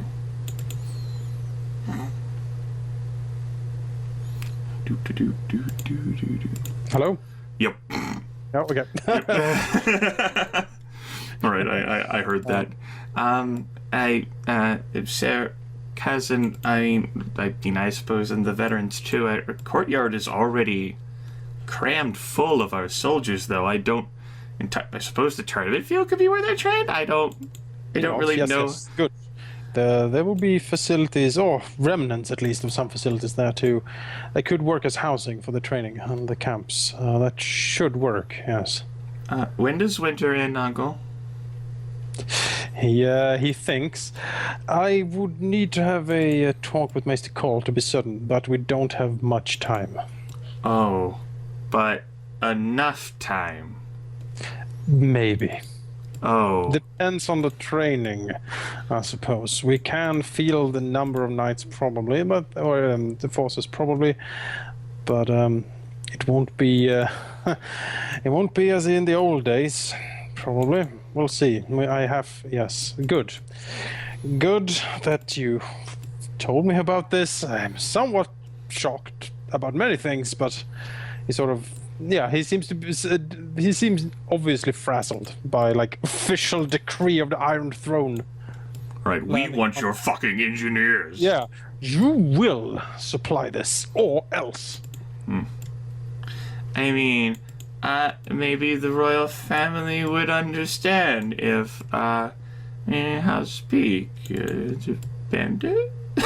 Bree sputters out, staring at her uncle's face. He shakes it. The royal family is not the most forgiving, and even though they might have a good eye to us, thanks to my dear daughter, would do well to. Oh, your daughter. Maybe that's how the royal family learned about us and what we've done. That and Lanny marrying into Dorne. And perhaps even the trial too. Yes, that we have certainly stirred up the marshes recently. I've also been told by Lord Ondarian that he has spoken to the hand of the king, Lord Butterwell, quite fondly about us. Oh, maybe they should stop speaking so fondly about us because we don't have the engineers. Shh. We will have the damn engineers. Okay, Uncle. He will sort of look out. Well, this royal families has been taking a lot of interest. If just the only thing we need now is Bloodraven or someone rolling in, mumble, looking out. But that would be completely ludicrous, of course. Completely. Bloodraven? Bree blinks confusedly. Oh, let's see. He's a member of the Targaryen family, and is a. He's one of the great bastards. What's so great about being a bastard? They are so called because they were all bastards of the late king.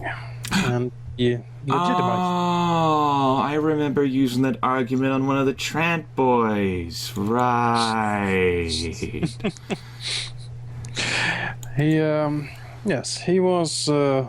was granted official status and recognition by the dead king, and he has used that to great effect. They have split up, to say the least. Bitter Steel and Daemon Blackfire is out in Tyrosh preparing to return to invade, as you know by this point. And we have a few loyalists among the Great Bastards as well. Among them are the Hammer and Anvil, and then we have Bloodraven, which is a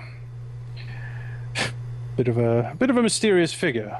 He is said to be white as snow and have eyes that bleed and a hideous raven-shaped mark on his face and other such things. Bree's eyes widen. Perhaps the horrific description of this supposed human.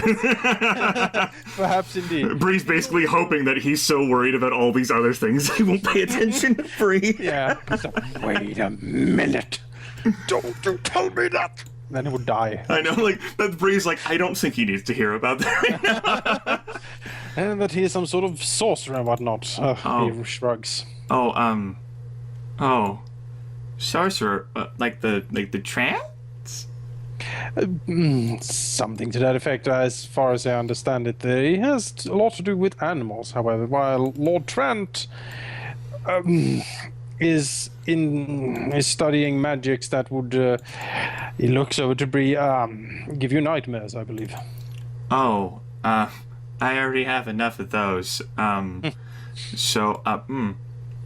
Nightmares? You said Sarah Cousin had one, and Rosette's had some, and I've had a few. Sorcery? He frowns. Sorcery does not really exist. Okay, Uncle. There are charlatans who can produce cheap tricks and such. I've seen it myself across the sea. Perhaps this has to do with the plague, the bird that I had a guard send back to Maester Cole last moon. But there have been, I don't really know how to describe it, massive quantities of crows in our lands, Uncle.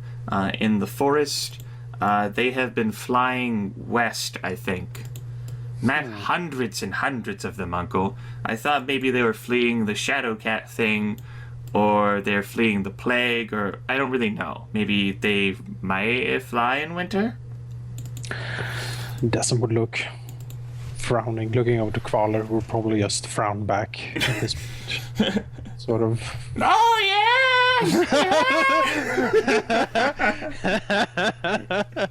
He will hit the Dead Man Walking soundtrack. The funeral march is like a... The casket is being brought in. Yes. The druids have come out to like give their Gregorian chanting. He will frown and says, yes, Sir Alaric was, as I said, quite shocked by all of this. It was very strange. He said something about dragons and eyes staring, a lot of eyes staring. Hey, like a white dragon and a black dragon? Like, Bree looks down at the seals. Yep, he nods slowly. Yes.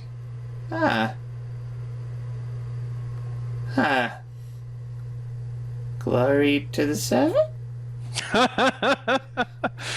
She does like crosses herself. like she doesn't really know like prayers like the sevens like looks quizzically at like Dessa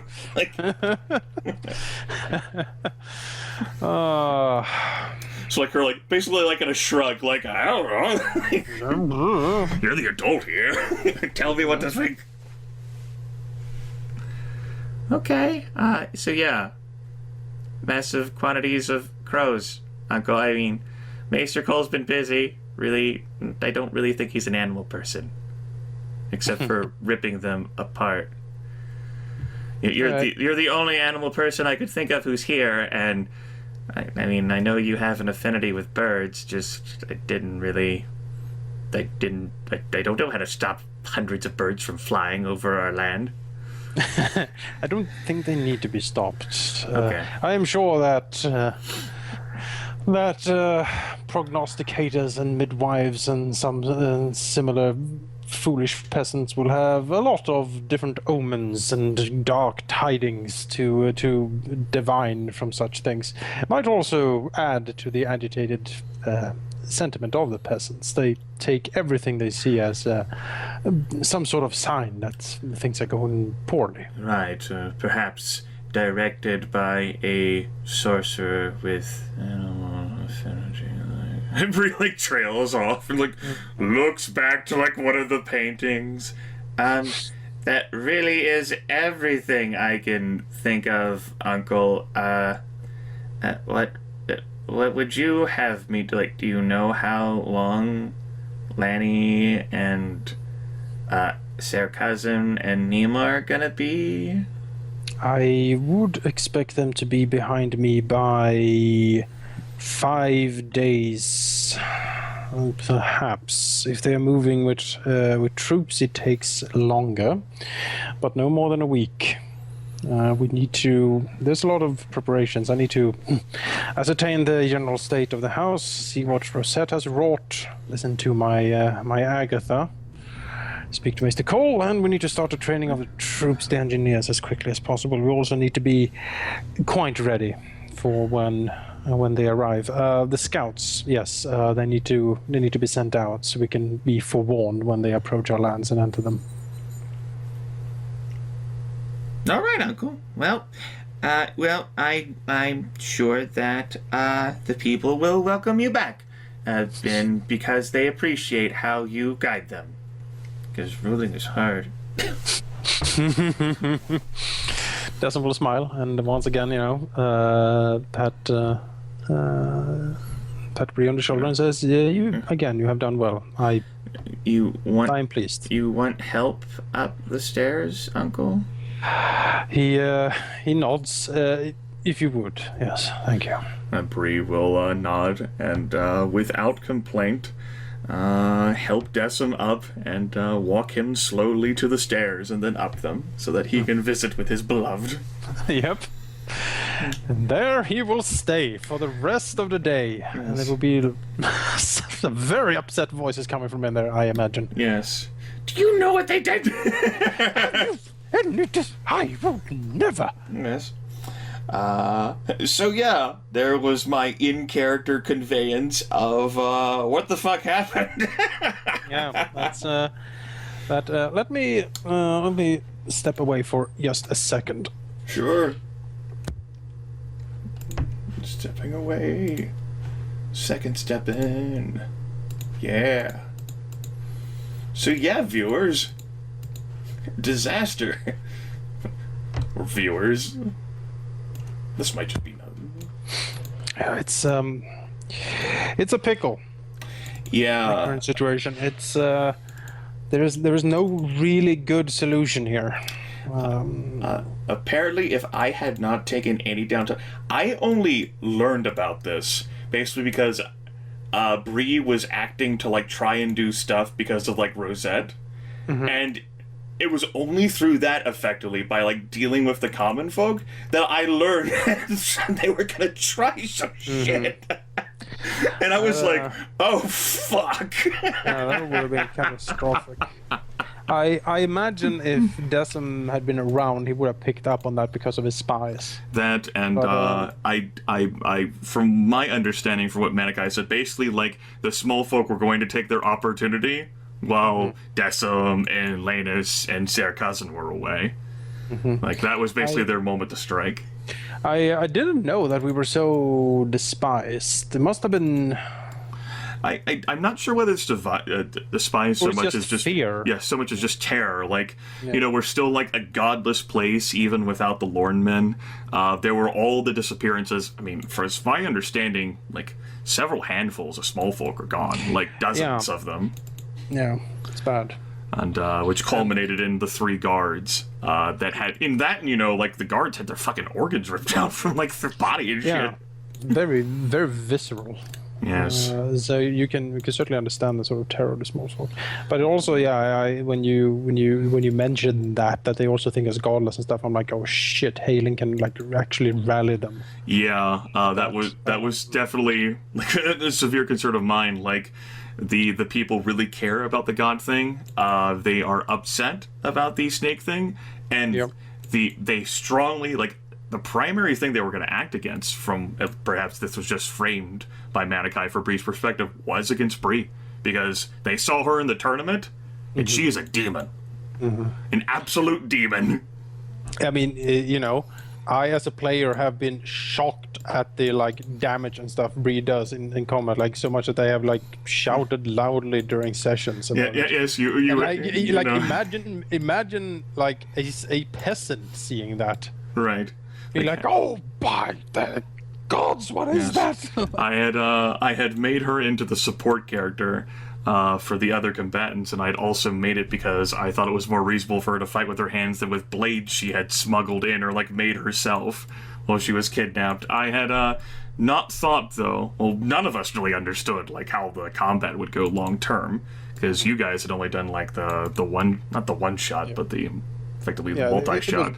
Yeah, it was basically a 2-sessioner. Yeah, and so with that in mind, it's been a learning experience. For, like, Manikai thinks that, stuff would have been more dangerous than what it has been. And I imagine if we had been fighting people all the time at comparative, like builds as we are, that, yes, the answer to that question is yes. Yeah, the party is also, we are a party of specialists. Yes. In that, I think Lanus is the only. Lanus would be the most generalized person to an extent. I mean, Nima would probably be the second, or maybe I would probably, because I didn't have that much experience. My only 4 is fighting. It's a bunch of 3s otherwise. Yeah, but that is, but that makes the like we are specialized in certain roles, and that is, I mean, that's, it's like when we fight. All right, Bree, Alaric, Nima, get up there and you wreck. Like that's what you do. I don't think there's that many, like you say, if we were to fight comparable people, sure, that would be, I mean, if we actually fight like heroes, that's the thing. Yes, it'd be, like whenever we encountered like that heir, I think, to like House Will, like the Asp or whatever, and Alaric was like, holy fuck, oh, Jesus. My body. And they just stood there, just hacked at each other for like like Alaric's like stepping away to like try and catch his breath. It's like, fuck you with my halberd. Shit tons of strength. That's something that we've learned for sure. Halberds. Halberds, yeah, that's the shit. I'm gonna be a halberd expert. Yes. But I mean, we have also survived very dangerous encounters. Yes. Again, that cavalry charge, by all accounts, should have killed me. Yes. Yeah. They should have thrown the destiny point into the fire there, and yet somehow... I was like... Somehow Lanus was the only one who burned a destiny point in that combat. That was... I think that's our toughest combat. It was... It had a poor start due to the separation and due to the fact that arrogant Decim's like, oh, go fuck yourselves, fucking armored knights and shit. I don't need fucking anyone to stand. How Alaric's like running to get on his horse. But Decim's shit talking. I know. Bree's like standing sort of nearby. Like, I don't really know. Like, well, I'm sure Uncle has this. The Dwarvish knights are like, I was hoping you'd say that, mate. I'll fucking wreck you. Oi. Oi, Gub. Fucking wreck your asshole with my lance here. Oh, God. And Decimus, yes, so I am a nobleman of the Reach. Decimo House Caladan, you can't attack me. You would attack me, you Dwarvish pigs. I spit at you. Oh, God, with blood. Yeah, I don't know. It's the thing is also it's the situation is also Haylen can use that. We have if we let him take power, then he will probably side with Peak. If he sides with Peak, we will be hit by a political backlash that will take I don't even know if we can repair that. I don't think the political backlash would be so much, if only because I think it would just primarily focus its derision on Decim.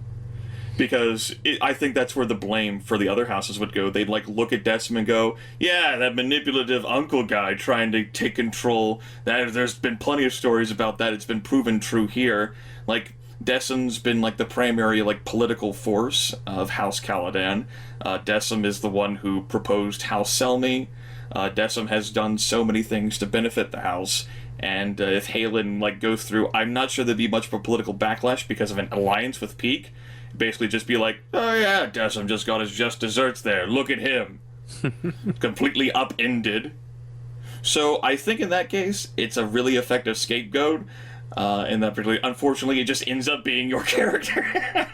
Yeah, and it would. I don't know what would happen to Decim. I mean, he wouldn't be able to continue being a diplomat anymore because no one would listen to him. Yes. That was my other concern, like thinking about so many concerns and why, I told Dark, and I do think, I think it's great that he made those decisions. I loved seeing, like, Lannis grow just at that moment. It's just resulted in, like, Decim and Haylen cannot survive together. No, not as they are, and but yeah, it's a troublesome situation. I really don't...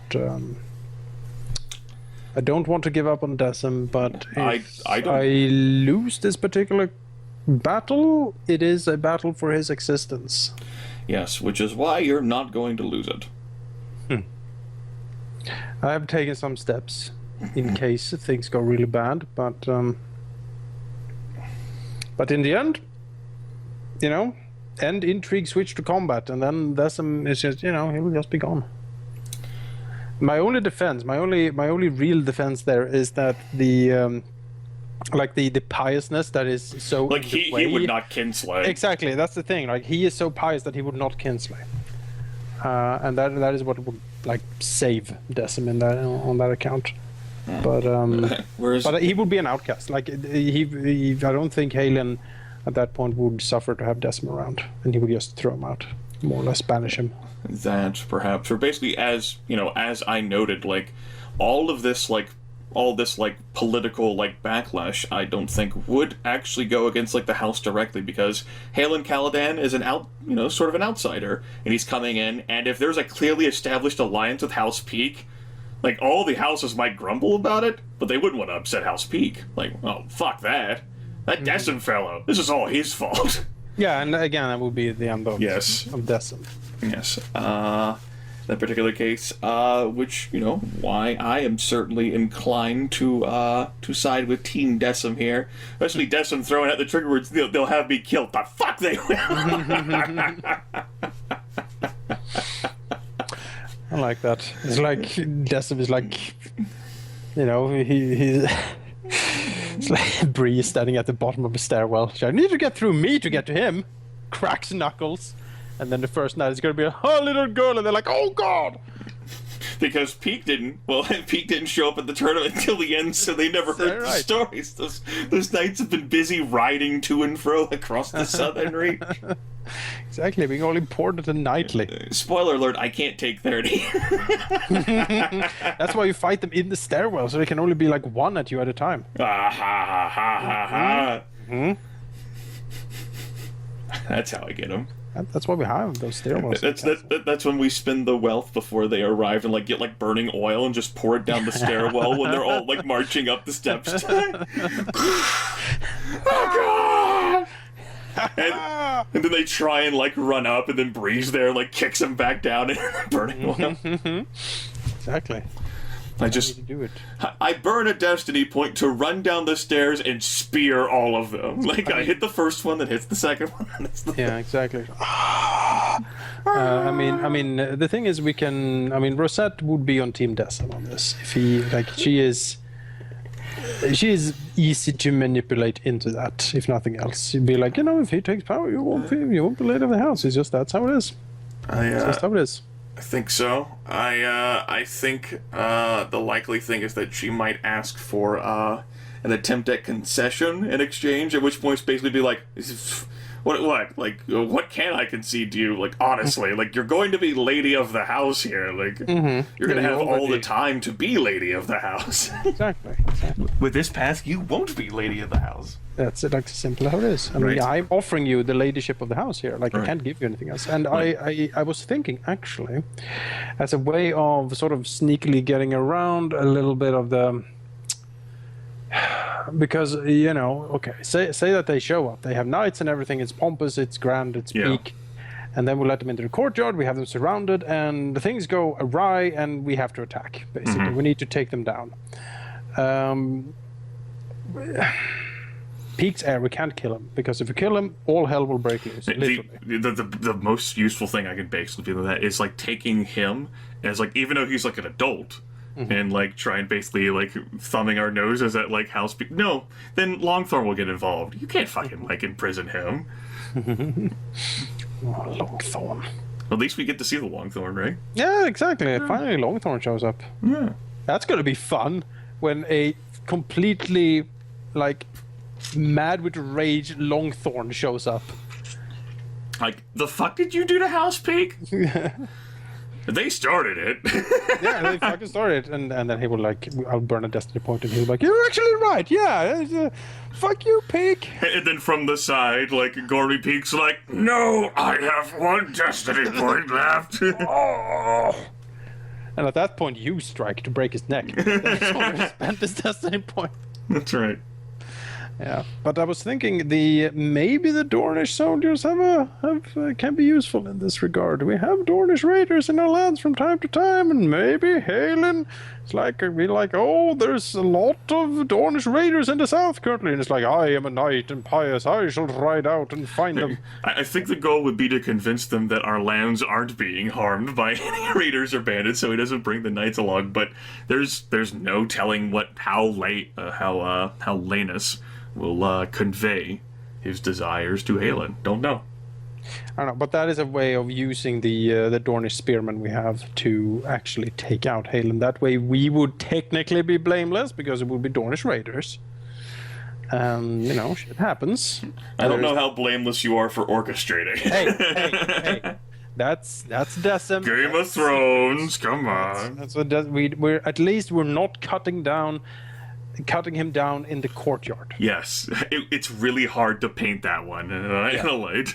Yeah, because if we attack him in the courtyard, then we have some explaining to do too, because then we'll have the heir of Peak. So, like, the thing would be like, why did you assault not only the rightful heir of your house, but the rightful heir of House Peak? Exactly. And then you would be like, well, it's a long story. Stick with me. It's gonna, stick with me here. Longthorn's like, hold on, I got someone who can, like, judge over this case. He just fucking, like, leaves to go to the Westerlands. Oh, god damn it. And then Gormy Peak sits down again. It's like, Dwee. Dwee. Would you like some cakes? It is called fuck you cake. Part of me is still upset that Gormy just rolled like shit on that cake convincing roll. It would have been awesome to be, like, fucking defeated by Gormy Peak's cakes. Then go get some fucking cakes, even though he's lying. Brig will be like, did you lie to me? I'll fucking kill you! You don't lie about cake. That's right. The cake is sacred. But that might be a thing that we can do. Is like, all right, sure, you're here, you're knights. Like, you can't have Peak knights on our lands. Like, it's you know, we can treat them as if they were a vanguard to, like, Lord Peak when he comes back for the election, and they can, like, be a camp outside, you know, in a camp there. I fucking can't have them in the castle. But, I mean, the castle could fit plenty of units. I mean, we can check. Oh, shit. And then we take Haylen's like, oh, it was the man, blah, blah, blah, blah, blah, and we can't convince him to... Again, all right, so... How to possibly solve this without having to murder Haylen? Is there a way? Well, if he somehow can be convinced that actually taking his actually taking his claim to the house is the worst thing that can happen to the house. If that somehow can be convinced to him. I think that opportunity sailed, basically, as Lanus has fully supported him at this point. Yeah, I know. And I am so upset about that. Again, I mean, it's an interesting move by Dark, and if you're watching this, DDS, I love you, you know that, but it is he pulled the emergency brakes in a way, or like shifted gears in this car that is House Caladan in a way that sort of left half the gearbox out. He's growing up into the character. Lanus is growing up into an adult and making his own decisions, which, as it turns out, goes back to his "I don't want to be heir," and this was enforced upon me. Yeah. And everything that his character saw from Haylen and read from Haylen through empathy checks suggested that Haylen was genuine, and Lanus really doesn't want to be heir. The problem is, of course, that the good Haylen only spoke in vague generalities, except when he said he didn't like Decim. He was very clear about that. It's like, that's the only thing he said for sure. I like the concern here is basically just like the best case example I actually have for this is I think Haylen has to be resolved through a violent fashion, and this effectively ends up becoming a story arc which showcases growing tension between Lanus and Decim, which will continue to manifest as Lanus will age. He will likely suspect that something has happened and that Decim and maybe other members of his trusted family are involved too. He breaks free of the cowardice, and Decim's like, he's the fucking heir. House fucking needs him, but oh my fucking god. Mm-hmm. Why can't I control you anymore? And so then as Decim and Lanus both get older, it just ends up showing a strong contention between the two of them, which I think would be great for moving forward, particularly if there ends up being a time skip involved. Mm-hmm. Not too long though. Decim is, he's not old, but he's getting up there. Yes, but we also know that Aaron's dying soon. Yes, he can't be that long. Manikai, I know, is at least conveyed to me, and he may have to the entire group, and it's pretty obvious to see he's not going to survive a time skip. No. And this really is us resolving. I feel as if our story goal is coming up this Saturday. Mm-hmm.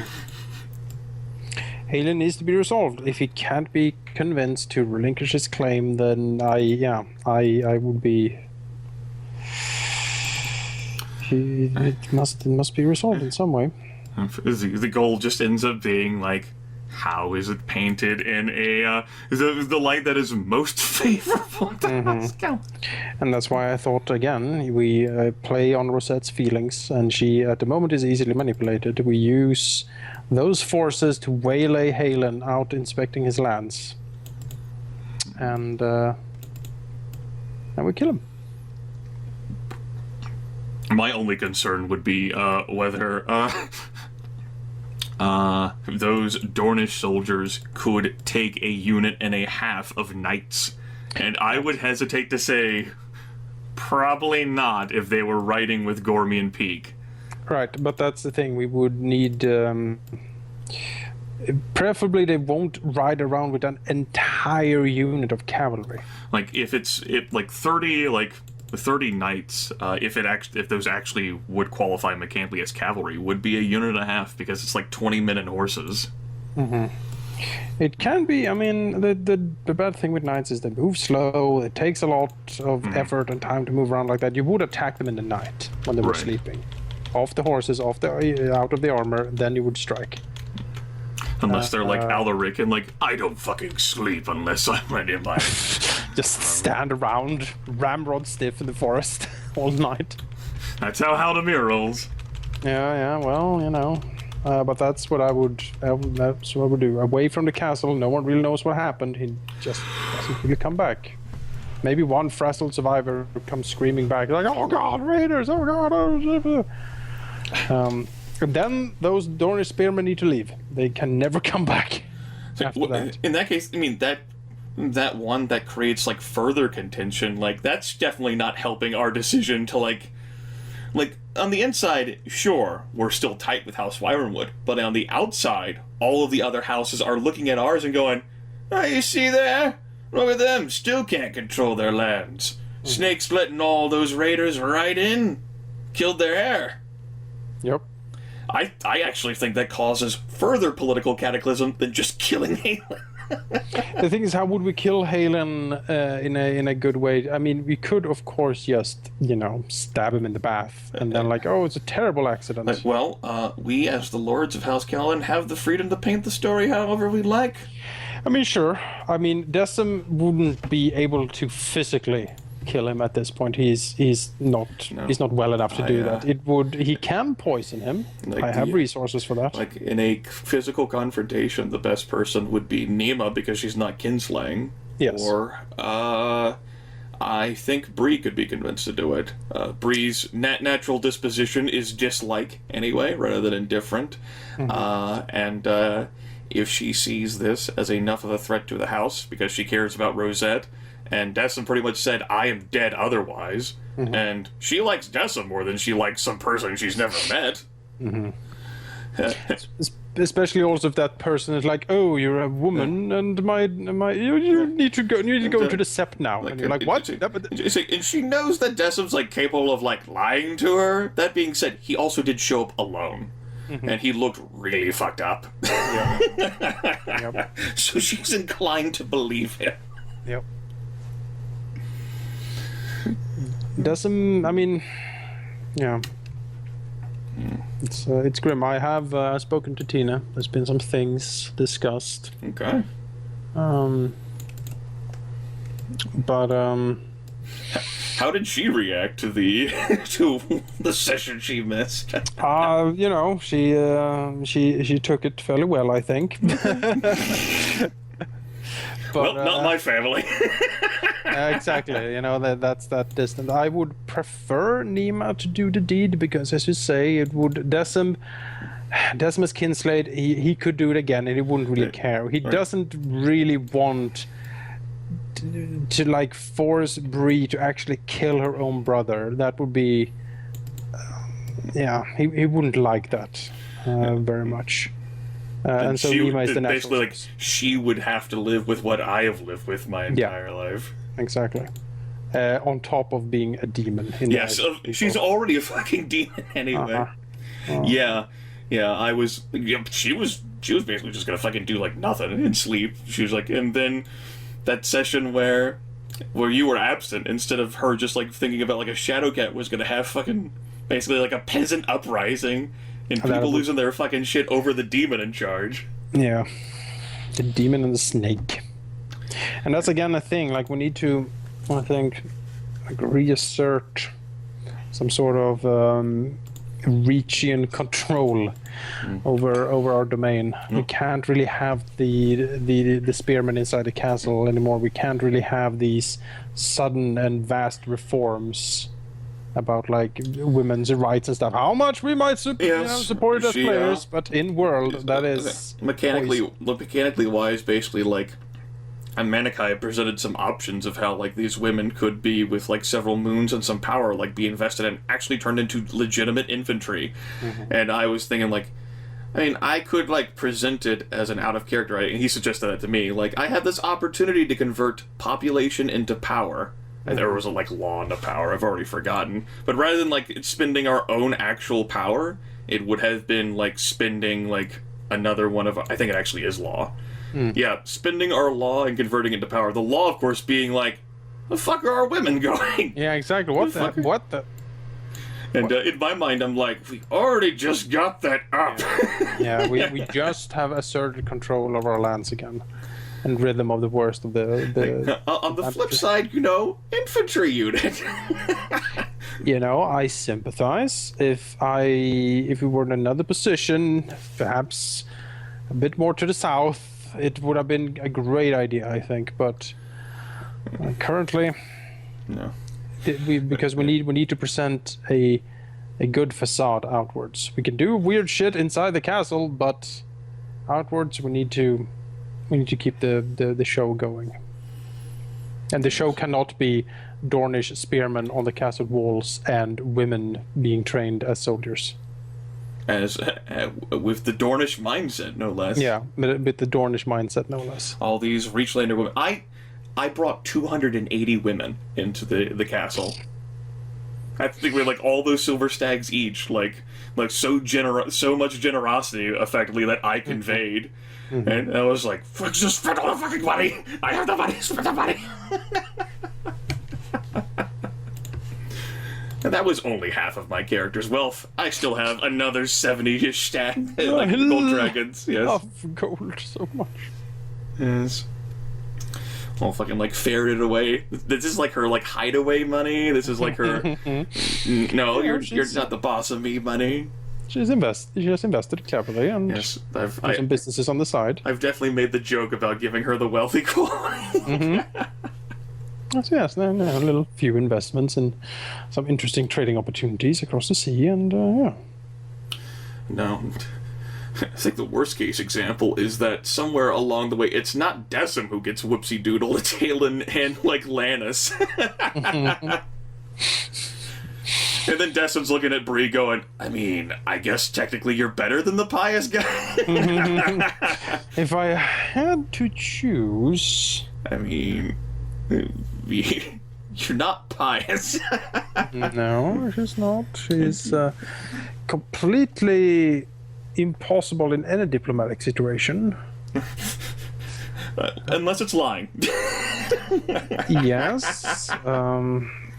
But she would, yeah. She can study people and she can lie, but if she has to persuade, it defaults to intimidate first. And this would at least think, she's the demon I know. She might be a demon, but at least she's my demon a little bit. Who knows what's hiding under the tabard of that Haylen Caladan and his smug fucker and his piety, and I was pretty stoked though to like see like his portrait for the first time and then like learn shit about him. Yeah, it was fun. Mm-hmm. It was fun. All of his holy mission he has been doing. I wonder what that was. I'm assuredly curious about that. It's just unfortunate that it's possible that the only person who really gets a crack at talking to him besides Lannis is Ser Alaric. Yeah, say what you want, but Ser Alaric is not a great talker. He tries to seduce Haylen. Yeah. Oh my god! That's the thing, and he would be, what is wrong with this household? Like the first thing he does is try to like not like directly like seducing him like himself, but like trying to like ply him with like women and shit. And Haylen like looks at him like horrified, like no. Maybe you seem a bit stiff around the collar there. Maybe a few buxom women would lighten the load, so to speak. It'd be like seducing the silent sister on the battlefield. Haylen's like... He would like call over like some tavern wenches or something and plop them down in the knees of Haylen, and oh boy. And so that's how Ser Alaric pretty much like went along the same road as Decim too. Yeah. Ser Alaric is though the one that would easiest survive the transition to Haylen. He does have that anointed status going for him. He might get shifted into a lesser role, though, because of his lascivious quality, or drawback in this particular case. Yeah. Haylen doesn't seem like the type. No, he is a bit of a... he's a bit of a bore, right? He's so filled up with his purpose that... we'll fill him up with something. I'll fill him up with something. Mm-hmm. Dude, I have shit in my... In my cupboard. the Decim cupboard. I'm not sure how we transitioned from semen to poison, but here we are. Oh, I thought you were talking about something else. Well. Let's go back to the semen. Yes, that's what we need to go back to. Oh, goodness gracious. I have poison. I could poison him. And he might die from that. The best pointed note though would be that as Darkus suggested, and I am inclined to think, I think Haylen is a primary character. Yep.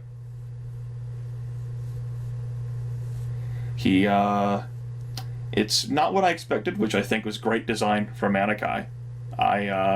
This character is a wonderful challenge, I think, and I have enjoyed him far more than like our initial ideas of how Haylen would be. I was also surprised, which is good. It's good to subvert expectations in such ways. I didn't think he was going to be this much of a challenge either. Because of his pious nature, I think, like, if he had been different, he simply would not have appealed to Lanus as much. Like, it's just because of who Haylen has been that Lanus he feels like he can relax. He doesn't have to be the head of the house because there's someone who really cares about the Seven. He also doesn't need to guard his thoughts and behavior in the same way. He can be sort of himself around them because Haylen, part of that, he is very pious and righteous, and he's like, yes, I will take this burden. It is mine to bear. Like, give it to me. Mm-hmm. And also, he seems, from what I saw in the session, he seems more or less incapable of lying. Perhaps honor-bound. Yeah. I also did, like, I was laying on bed in the last session for most of it as I was, like, listening to stuff because I didn't have to do much. But whenever, like, Lanus is like, I'm so concerned, like, the worries and, like, the concerns and the troubles, and Haylen swiftly and most deftly, like, counters that with, yeah, what about the Dornish stuff? Mm-hmm. And I'm like, I recall laying in bed saying, damn! Mm-hmm. Like, fucking kneecaps him. Wow. Mm-hmm. You've done unpopular things to support your house. How could I do any less? Yep. Oh, fuck. Yeah, and I thought I was like, yep, walked into that trap. Like, fuck. I did certainly think there were ways out of that trap, but it's always easy to be the well, for one, I don't know if that was actually Dark's intention to like I don't know what his intention was. If I was gonna talk to him, I would have handled it differently. Yes, we all would have. But that's what it is, and it's easy to be Decim, like right. Outside peeking in, like. I know it's easier to be like the person like sitting on the sidelines where you can focus all of your thoughts on like the like providing the mental commentary and going, why didn't you pay attention to my lessons, you fool? Kvalar is most displeased. But I don't think it was Dark's intention to have Lanus like walk into like word like logic traps. I think he was just playing his character. Mm-hmm. And Decim certainly would have handled the situation differently, as would Bree, which I'm pretty sure most of what Haylen was saying would have been countered with a what? just running off for like water from a goose. It's just like, what? It's a holy purpose? And then he would be like, you have not been taught by the Septon. And she's like, what? And then like, it's like, well. Perhaps you are unfamiliar with our house's history. There was the villain, Haylen Caladan, who burned and purged our lands of priests and clerics, and we don't have one. I've learned what I know about the Seven from our weaponsmith. At that point, he would be scandalized. Like, we are going to fix that right proper. We must save you. Exactly. I must save my sister. Yep. I also will say a little sneak peek, since I know you love sneak peeks. Oh boy, sneak peeks. I have a special painting for Bree that I've not yet found like a good time to sort of present to her. But there is a special painting that sort of Decim will. There's one out there with Bree's name on it. Oh boy. Mm-hmm. It's pretty good, I think. I expect it to be as theatric as all of Decim's artwork. Oh yes. As you're staring at the Google image search, like, God damn it.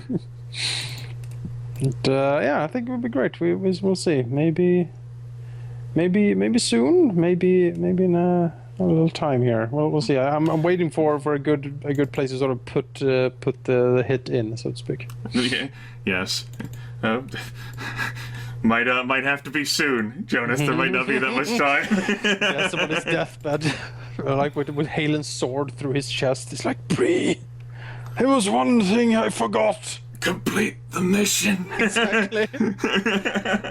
And for what you said and did today, she might even actually go and complete the mission, so to speak.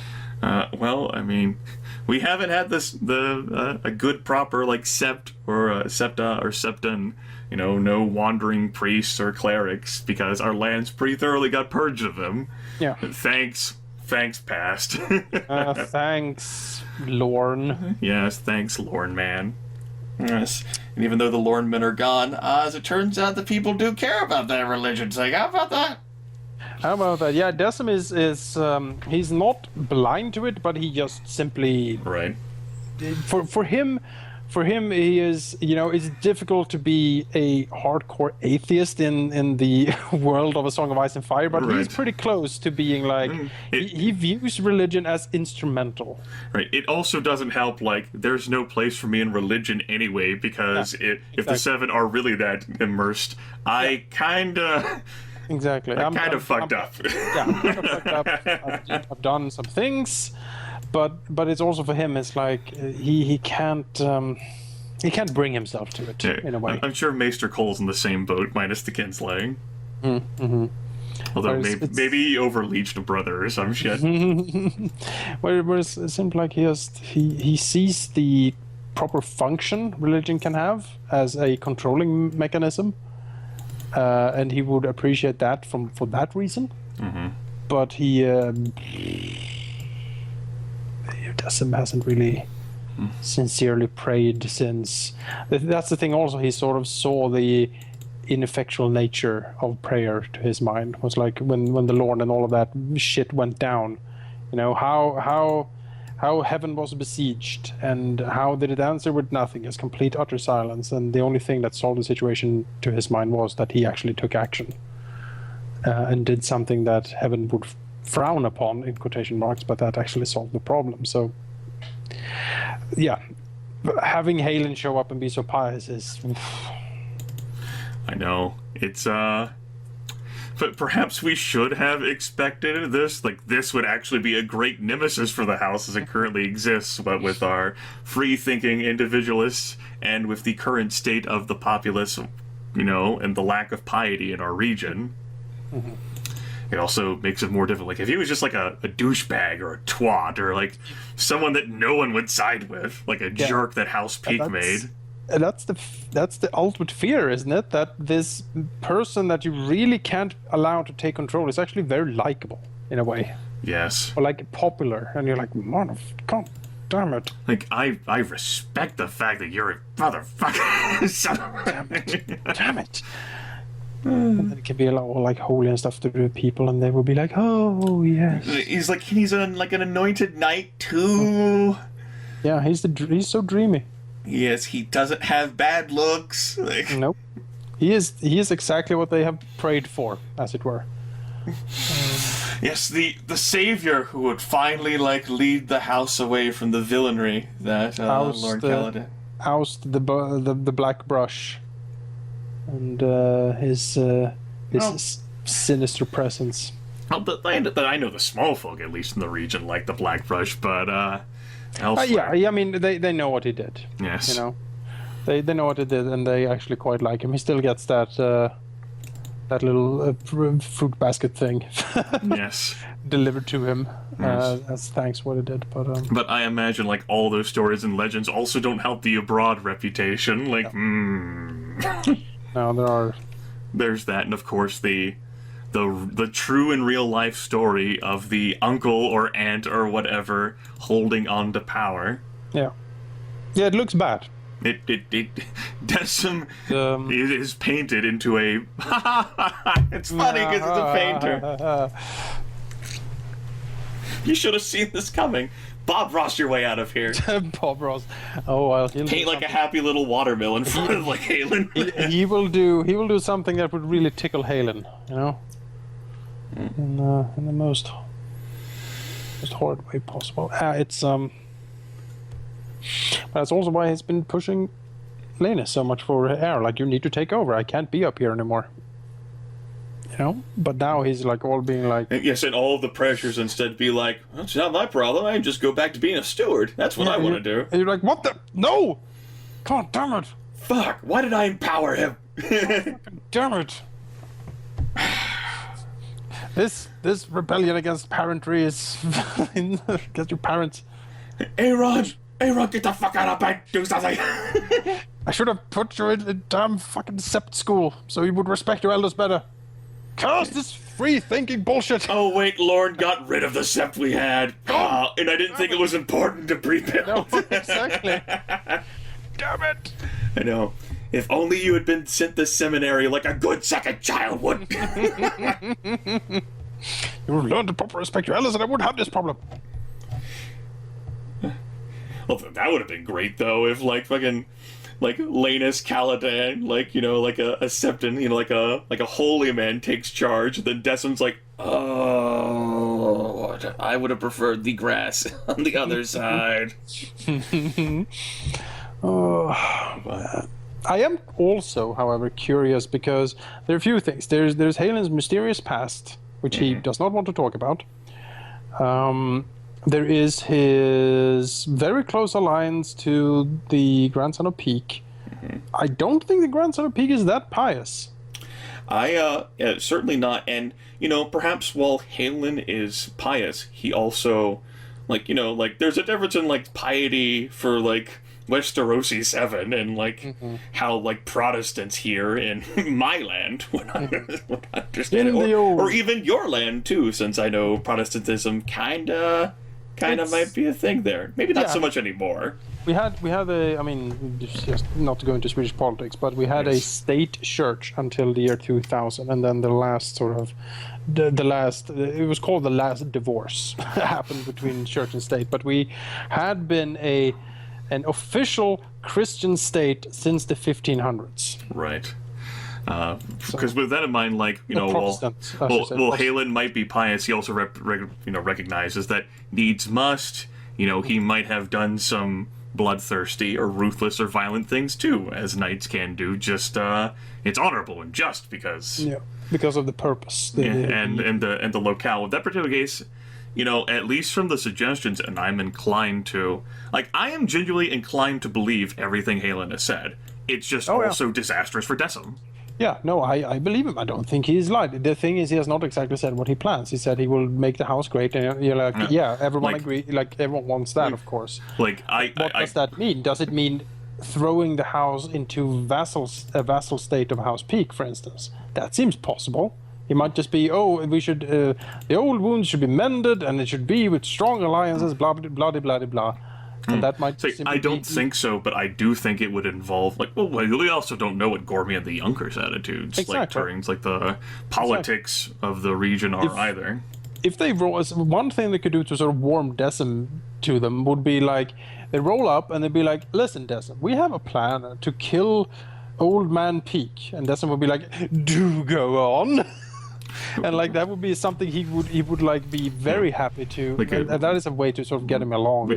Rendered powerless this enforcement. I mean, Gormian the Younger is actually like who on the Peak side is up for this like Lord of the Marshes thing anyway. Yeah. Like the wrathful Gormian, you know, he probably realizes I'm kind of old, and I mean, I have people don't entirely like me. No, I really don't. But my grandson and my heir. There we go. That's a man people can get behind. Maybe. Vote the Younger. Vote Younger. Vote Peak. Jeb Peak. Is gonna be running the election. Not Jeb. No. Not Jeb. He collapsed in failure. Maybe. Oh no. Oh. Well. Someone else. But yeah, Donald Peak will do it. Like I am truthfully as a player, based on what Lannis has gotten from Haylen and the empathy rolls and stuff, I am inclined to believe every single thing Haylen has said, and I'm even willing to hope for all the best case stuff, and even in the best case scenario, I don't see Decim and Haylen coexisting. No. I mean, the best.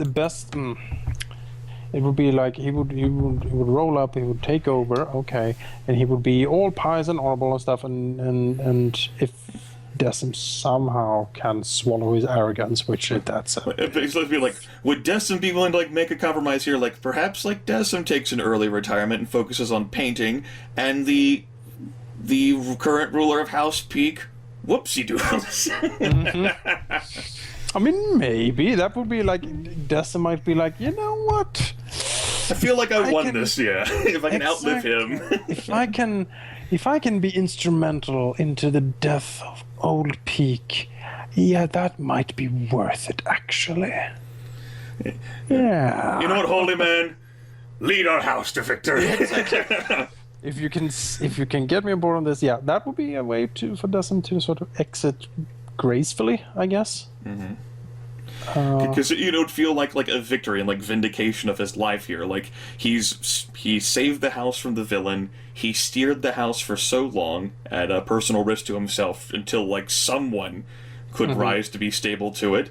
And the hated enemy of his entire life since he was a kid in the capital of the Reach, Gormian Peak, has been upended, and he's no longer in power. And while he might not agree with everything that's transpired, I mean, not everyone gets to go out with a W. Yeah, exactly, and that's pretty good. He wouldn't mind that. It might even be acceptable to him for how much else it will sort of ruffle his feathers, the other stuff. But yeah, that could be an acceptable solution. Fine, I'll go retire into painting. I'll travel more. You guys can handle this statecraft. Whatever. I'll spend the last estimate point to be wealthy, so I don't have to do much anymore. Mm-hmm. And live a happy life of luxury. I'll go visit my daughter.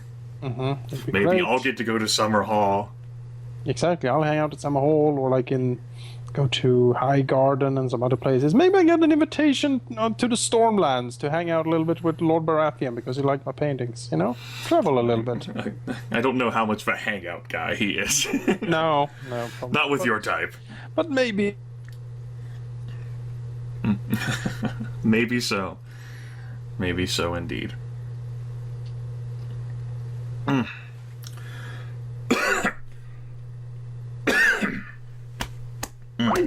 Nope.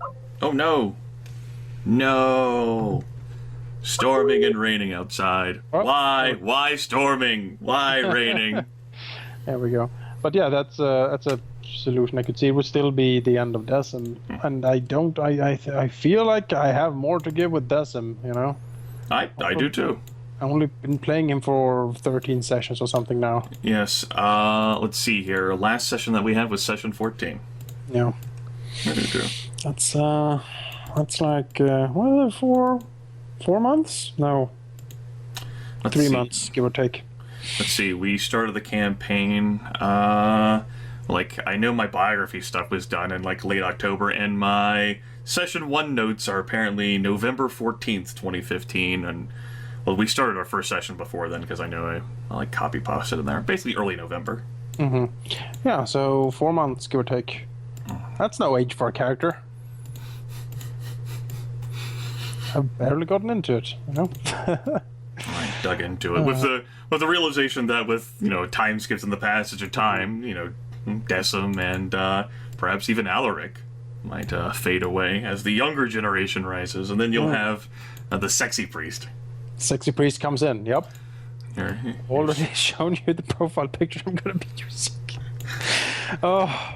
So that we can all imagine, we all know what he's doing beneath that collar. Oh yeah, that's what makes the robes so. He has a Superman pose, honestly. Yeah. Yeah, it's great.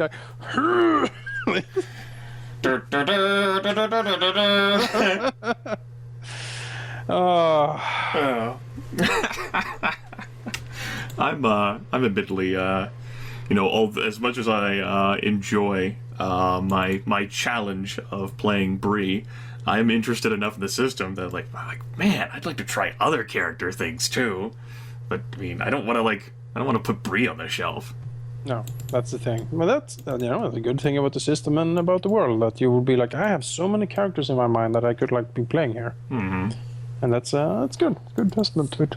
Yes, good. And we'll see. And the way the system is structured, it is certainly possible because, as you said, time marches on. There's always a new generation. The house endures. Sorry. So even with the old characters dying off, there's always new coming in. Like you still could have that legacy built in, although with our shortened family tree, it is thanks Dorn Wars. It's difficult for us to. We need to. You have a backup in your son. Yep. Who has not an official maester. He's been holding that so that you do have some freedom to specialize him. Yep. And that's might have been a conscious choice. Mm-hmm. Being like, Decim is kind of old, and Haldemir does have his character's child as well. He's got some. Well, I mean, he might be able to recover from being maimed and losing a point of fighting. Because Haldemir would be like, no fucking character of mine's gonna be shit in this fucking thing. That's right. Fuck no. I also would feel it would be interesting if I have to retire Decim, it would be interesting to do a character that is not taking his place directly. You know what I mean? Like I probably wouldn't do another heavily conversation-based character. Although a priest character would be kind of that, but he wouldn't be the type of character that Decim was. There would be that too. You could do that. It would be difficult to do a fighting priest only because of what happened in the campaign setting. Apparently, there is some issues. Yeah, but a godsworn type character though is most certainly diametrically opposed to Decim, but may fit along with what the next Lord of the House wants. Yeah, I am also curious because I'm kind of it's problematic, all right, because there's a few things going on here that I feel both as a player I'm interested in and also don't like on a few levels. So one of the things that I would be intrigued is to know what Haylen would do with the house. What is his grand plan? What's in the box? I'm pretty interested too. Yeah, it's like what is this majestic thing of divine purpose that I love how you phrase that. Us? It's my favorite game. What's in the box? yeah, what's in the box? What is this majestic thing you are so sure about that's gonna change everything? That's kind of curious about that. I think I know what it is, and if my guess is correct, I really don't like it, but I'm kind of curious. And then, but the problem with that is, as I see it, as a player, is that we would leave the acting control of the group over to an NPC in a similar way that you would be which is also a problem if you play a game like Star Trek, where it's the captain of the ship. If that person, or in Rogue Trader, for instance. Yes, I was thinking of referencing Rogue Trader there. Yeah, if the captain is not a player character, then you are beholden to an NPC in a way that makes it really difficult for you as a player or the group in general to actually act freely and do what they want to do. In that case, perhaps the next major focus would end up being I know the book has examples of the NPC being the initial lord or ruler of the house. Perhaps drama could end up focusing on how the other characters maneuver or cope with Haylen being the one who's in charge. Because Nima's talents, Haylen's scratching his head I don't know about that. We know Lanus stewardship, Haylen's fuck yeah, I'm gonna need that shit. He's scratching his head at Elric going, well, you're anointed knight, and I do love that. Maybe not the lascivious part, though, I mean, But you're a good fighter, and I mean... We always could use a sword arm, and you do have a great reputation. You have, won tournaments and stuff. He looks over at Bree, and I have no idea where that fucking goes. Guys, also, I'm curious, what would he think of Bree? Because she is so odd, right? Right. And one of the things I hope to do, and this was just me being a manipulative twat, and Bree totally exploits this, is this was forced upon me. The Adam Jensen, I never asked for this. It was Decim. Or not even that, the kidnappings, or... Yeah, sure. Yeah, maybe I mean, not she self. certainly has a good shield to hide behind in know? that regard. You can appeal to his knightly honor. Yeah, that's right. Like, like just like a small, like frail, weak girl, like heavily muscled. I was kidnapped, so thoroughly scarred. Like, I might not even be able to bear any children. There is a point where that will not fly anymore, but yes, so far you can hide behind that. And the problem is, though, as I see it with there, which also would be kind of hilarious, would be that he would like take upon himself to save you then and like put you actually into like, yeah, I'm going to send you away to Septon school and like you're going to learn how to be a lady because you've been sorely neglected and like and that would be interesting. Well, if he sends my character away, I look at Manikai and I shrug. It's like, is that being done during a time skip? Because if not, then I'm obviously not able to play the game. If it is during a time skip, then I'm like, how does Bree handle the box? But also if you get sent away, we can always return. You can return as my as we discussed the tag team of sexy holy people showing up. Just derailing everything. Bree's scars somehow fade away. Yeah. The magical elixir of like the 7 and like healings. Yeah. He returns with this incredibly hunky priest, which again, would tie nicely into our holy spa idea that we had. Yes, healing site, the actual healing artifact. It's his penis. It's his abs. Every time he takes his shirt off, everyone just gets healed. Yes, that's the. Of course. They swoon, and when they wake up, they're so much better. Yes. The suggested God sworn in yonder book, of course, like their statistics are a little fucked up, of course, primarily focuses on will with some status. So apparently, this character's focus is willful with some status and has like some persuasion and knowledge and healing thrown in, but willpower. And if you were maybe if you were like a cleric in D&D, willpower would be a good thing, because you could cast spells. You can't really do that unless there's a destiny quality for it. Can really actually perform miracles like that would be pretty cool. The only quality like with miracle in the name would be miracle worker, and that's a healing thing. I think Maester Cole probably has that. Definitely not spell casting, no. And with awesome things like a mace that deals 2 damage and like a heavy crossbow, sure that deals 5 damage, but holy shit. I also thought a little bit that since we have the Dornish connection, I could show up as a Dornishman. Yes, perhaps if you wanted to pursue that angle, you could be like a sand, maybe like a bastard too. Yeah, that's what I thought. The problem is that I do like the idea of making a. Well, you haven't really read the books or anything, but there is a particular Dornish character, Prince Oberon. Who's he's a sort of a major character in like the 3rd book. Is he the one who like used like a spear and like poison like a giant knight dude? Okay. Yes, he is the one who in a duel of honor uses, because that's his thing. It's called the Red Viper because he poisons his spears. But in a fight against the big brother Clegane, Clegane kills him. But right. And gloats about like raping his sister as he's killing him. Yep, it's really bad. But then the poison takes him, and it's an incredibly scene. But Prince Oberon is a fantastic character. He is this really like swashbucklery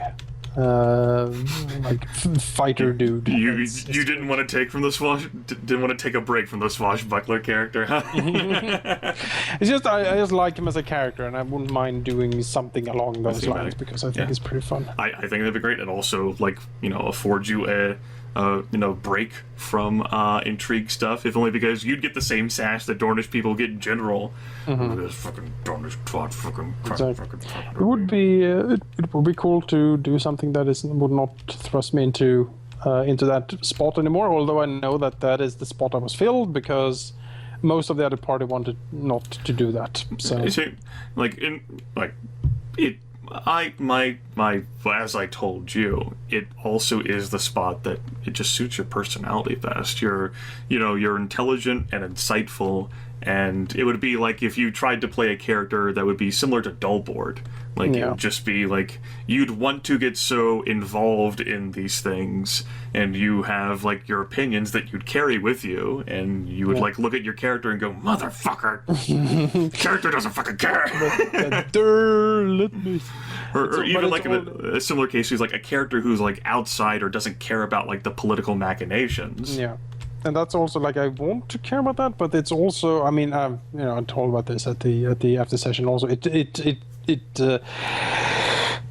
is very stressful, and it really drains me from time to time, because I do get very invested in this stuff. Sure, I understand. I happily support you playing whatever character you want. I mean, we rolled into Iron Gods, although, like, misgivings aside, and I'm a big fan of, like, people playing the characters they want, and the campaign just gets themed around, like, what it is that the players want to do. Like, if we all wanted to do, like, grand mass combat and, like, command troops and shit and participate in great battles, then we could go for that. Yeah, we could. And that's, also the positive thing about homebrew and about the system in general. It allows for a lot of different, like, approaches like that. We can certainly shift it around. I'm still... I mean, it would effectively mean that Lanis will be thrust forward as the main diplomatic force. Yeah, which would not be inherently a bad thing, as if Haylen is actually the ruler, Lanis then has the freedom to, like, work within that. Because he's not just, like, the steward, but, like, Haylen's like, I don't really have, like, the patience for these fucking words, like, I just tell them the truth, and they're like, LOL. Like, and I trust you because you're not a snake like Decim is. Decim's like, but damn it. But the paintings. This is pretty. That's what you get, right? No good deed goes unpunished. God damn it! I have saved this house and carried it on my shoulders. Dang nabbit. I mean, and while a diplomatic presence, a conniving one, would be missed if Decim were to go, there's plenty of other presences the house doesn't fucking have. Like what? Well, I would say that currently the tracker type of person who can also, like, also do a bit of healing, like, sort of like in, like, a fighting aspect, is Rosette. Yeah. Like, whenever we're like, we're traveling to Dorne and shit's gone, like, tits up, just keep the people alive. Yeah, it's true. We, like, a ranger type could be interesting. Yes. Focus on archery and basically like a strider character in a way. Yeah. I think that's, like, a suitable character. We certainly do not have a marksman, and bows, especially those double curved bows add, like, the strength of that. And since you're, like, coming from Dorne, it'd be a great fit for you to actually have one of those double curved bows too. Certainly true. Just light the fuck out of people. Yeah, those bows. I in the test game we did, I think DDS he played the ward. It's like his ward. He had like some archery to him. Yep, and that was pretty good. It's pretty damn good. The only thing I'm amused about by bows is that there's a quality that gives, like, the vicious quality to your weapons, which makes you forget how to, like, not kill people with a bow. Yeah, I'm like, this is just what I do. My initial plan, of course, was that I've told us before, but I wanted to make a sorcerer, and Manica just shot me down. Sadly, I would have liked that though. I understand why he did it, because it would have been awkward many times. But man, I just. Dreams. The idea is cool, but it probably would be more fitting in a campaign setting that was closer to, like, the books, because that's when, like, magic starts to pick up more, right? Yeah, it's magic sort of reawakens. It's basically thought of as when the last dragon dies of the Targaryens. That's sort of when magic stops working. And not until the great red comet returns and the dragons are reborn with Daenerys Targaryen. That's when the sort of magic returns again to the world. Like, and there's references to it in the books and in the series as well. Like, I think she meets a warlock at some point, and he's like, and he tries to kidnap her because he's like, well, our magic didn't work for the longest time until like your dragons were reborn and you like sort of stepped out into the world, that's when magic started happening. As we want you to be here with us forever so we can use you for like magical shit. She's like, no.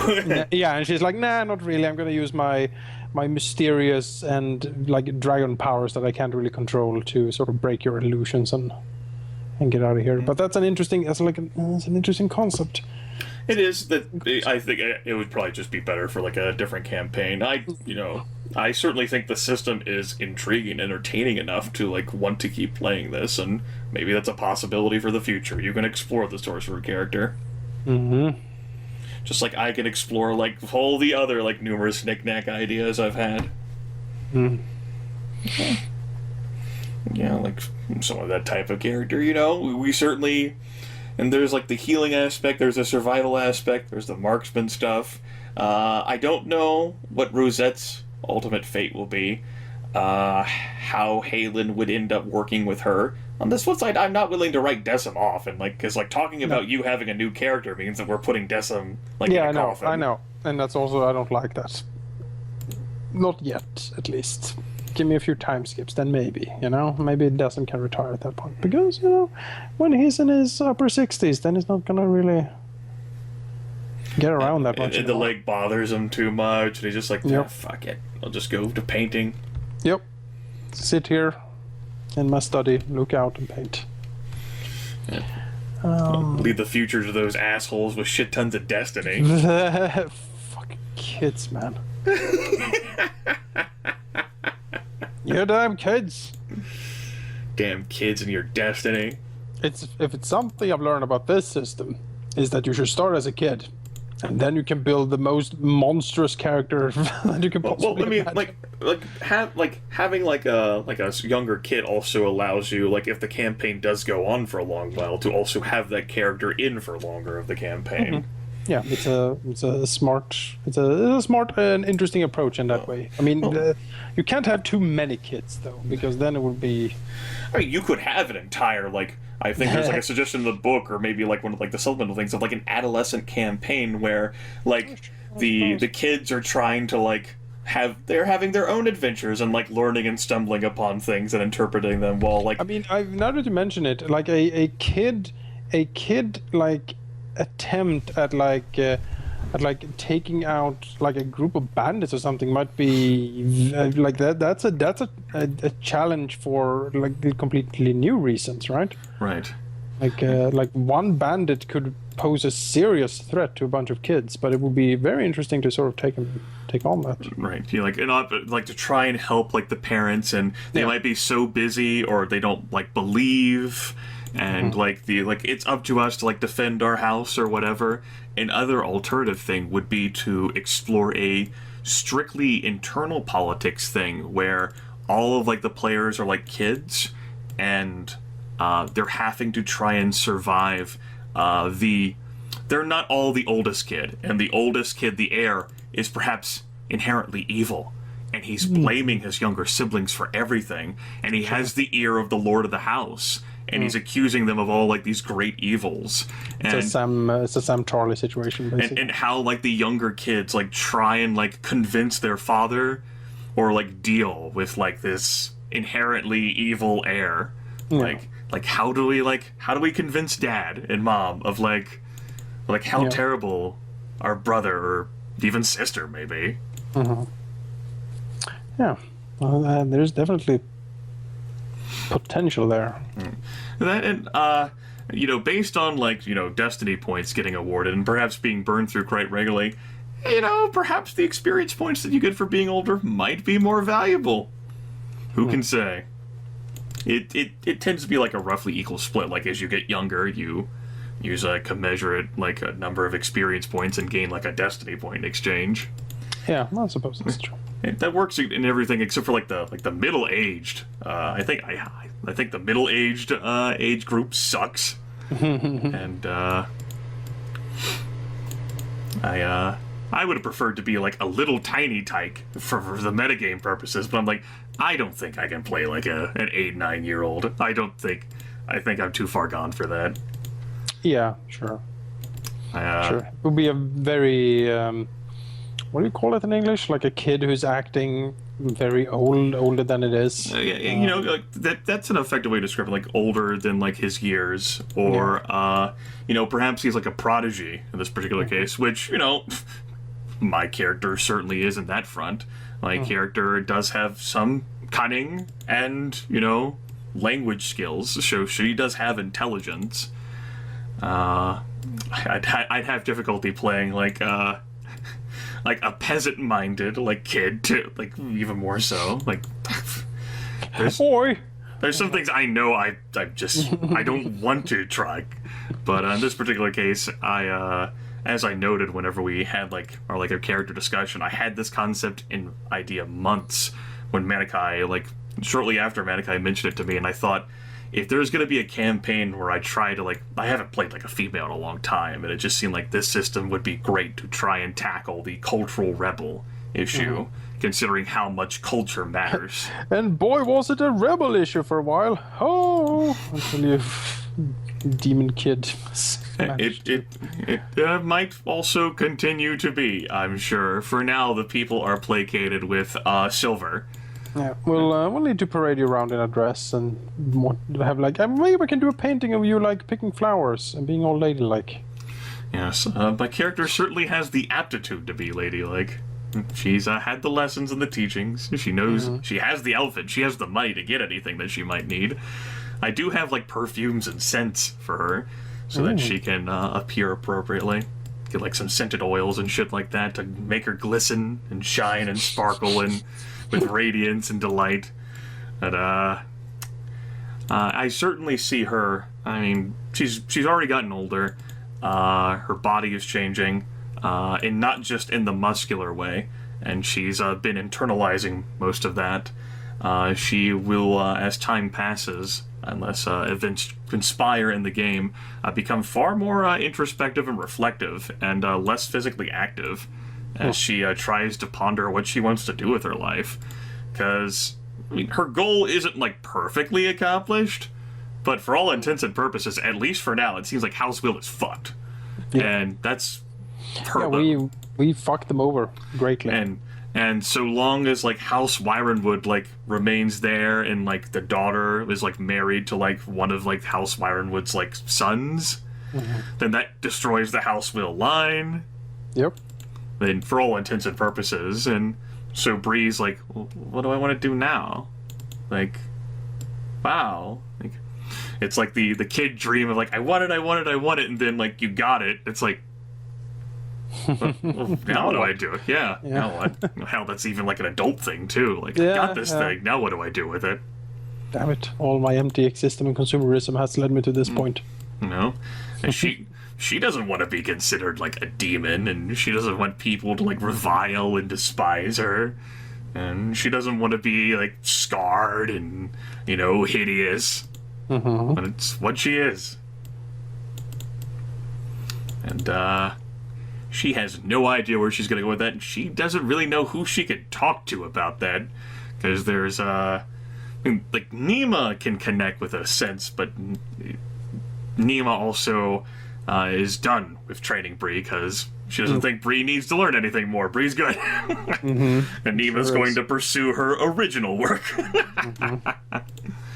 And Rosette, like, Bree really likes Rosette, but, after what happened, like, last session, Bree's also unnerved by Rosette, like, not like in the suspicious, like, how Decim would be suspicious, but, like, there's something wrong with Rosette. Like, I don't know if I can, like, maybe she got the crazy from sleeping with Lanny, I don't know. She caught the crazy. Caught the crazy. I don't think the crazy works that way, but yeah, something is off with her as well. Like, the whole, like, oh, swear me an oath and let's run away. I'm like, what is going on here? Yeah, Bree, like, in her mind is like, I don't think I'm actually beneath you. Yeah. No. You know, while, you know, Bree thinks it was heartfelt, Bree also, through that empathy, and Bree's pretty good at reading people, I think Rosette just seemed fucking panicked. And for me, I understand it too to some extent. Like, Rosette's fucking terrified that she just saw a massive monster Shadowcat creature that my character pretty much said, You go fuck yourself. Is gonna snap the bones and stuff with this thing, and she's like, "What is this?" And, well, Grimith had the great idea of trying to keep the creature alive as, like, you know, like an animal companion to cohort. Bree wouldn't, no. Like, I don't even know how that would be possible with that thing. you know, considering how it had some cunning, it seems as if it would have fit in basically like Kavalar. You know, if I could have spent a destiny point to get a Hugo-sized shadow cat, that would have been worth it. I know, right? You know, like, I think, like, the Starks had, like, those direwolf things. Is that right? But, like, I consider the idea of, like, that perhaps being, like, a intermediate goal for Bree. And I was like, well, this thing did just, like, wound Bree. And Bree doesn't think on that rational scale, which is why I did my will check. I'm like, no. No. I did notice one of the, like, the comments on, like, the video that session is like, Bree should have. And I'm like, no, I don't think she should have. That's why she didn't. That would have been. I'm far happy with the flesh and bones disappearing though than like some peasants fucking finding it and then them being scared as shit. But you know, we don't really know what happened to it, right? It was the crows, yeah. Fucking crows, man. Or it was something else. Yeah, and then like how intelligent it seemed, like it might have been like a warg type thing, or like I don't know. Someone is green siding. Yeah. Using the third eye and shit to... Like Blood Raven is having such a strong influence and impact on our life. Yeah. And now what Decim just fucking threw in there with like his comments, Bree's like going into a room like fuck. Like the Westerosi equivalent of that. Fuck. Yeah, he took a shining to your character. He sure did. Yeah. Sure did. Yeah. Well, he has an eye for the odd birds, so to speak. Mm-hmm. That's what he likes. Yes. Well, and if Decim should die, Bree will take care of Kavalar. No, okay, that's good. Yes. Yes. Now Decim can die happily. Oh, thank goodness. Yes, that was your primary concern about shifting to a new character. Sure was. What will happen to Kavalar? That's right. Oh, okay. Oh, okay. Well, Bree will continue his legacy. Bree picks up painting. Is the demon brush. Oh, the demon brush. Oh, that'd be great, though. That's right. She grows like an afro. And becomes the most mild-mannered painting in the world. The demon turns part out is actually painting- just ironic. I know, painting just like really soothes her. Like she like loses like the furious quality. They're really nice. Happy little trees. Mainline so much Bob Ross. Oh, Bob Ross. But yeah, those were all the things I was giving sneak peeks at. Whenever I first learned of that stuff and what it was that I averted, I was actually in the middle of doing a pre-broadcast before like us playing the session, and Manikai was being chatty, and he posted me some stuff, and I stopped and I looked at it and I said, "Oh fuck, I think I just saved the house from disaster," and I'm not even kidding. And Dark's like in the chat listening. He says in the chat, "What?"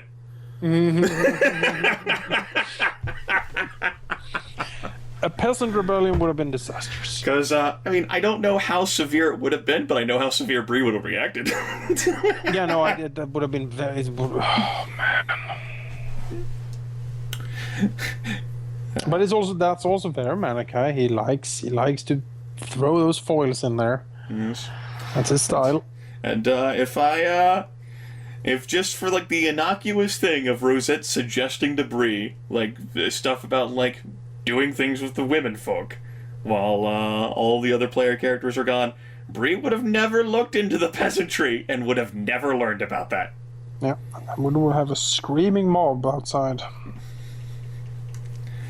Yes. And Des would have returned home to... I don't even know what. Piles of dead peasants he's outside like, the gates. like at least have like some good news, and like he like shows up at respite and he's like, "What the fuck happened here?" Why is the peasant bodies hanging from the gates? Like, why? They attacked the castle, Uncle. Are you lying to me? You know I'm not that stupid to lie to you. Fuck. Why they were talking? Yeah, would have been bad. They thought I was a demon, Uncle. Oh, well. Well, you certainly proved them wrong. As, like, crows are feasting Yep. on their entrails before they fly further west. Like, oh, man. I mean, I thought, if anything, that maybe, like, a plague-type thing would, like, appear. But no, it's just fucking... Just straight up rebellion. I mean, there's, I don't know, like, how many, like, small folk would have actually, like, fucking, like, picked up, like, pitchforks and torches, but, I didn't need to know a number, I just need to know that it would have happened. Yeah. And tried something against the demon Bree. My God, it's the demon Cain, Bree! Maybe she should get into sorcery.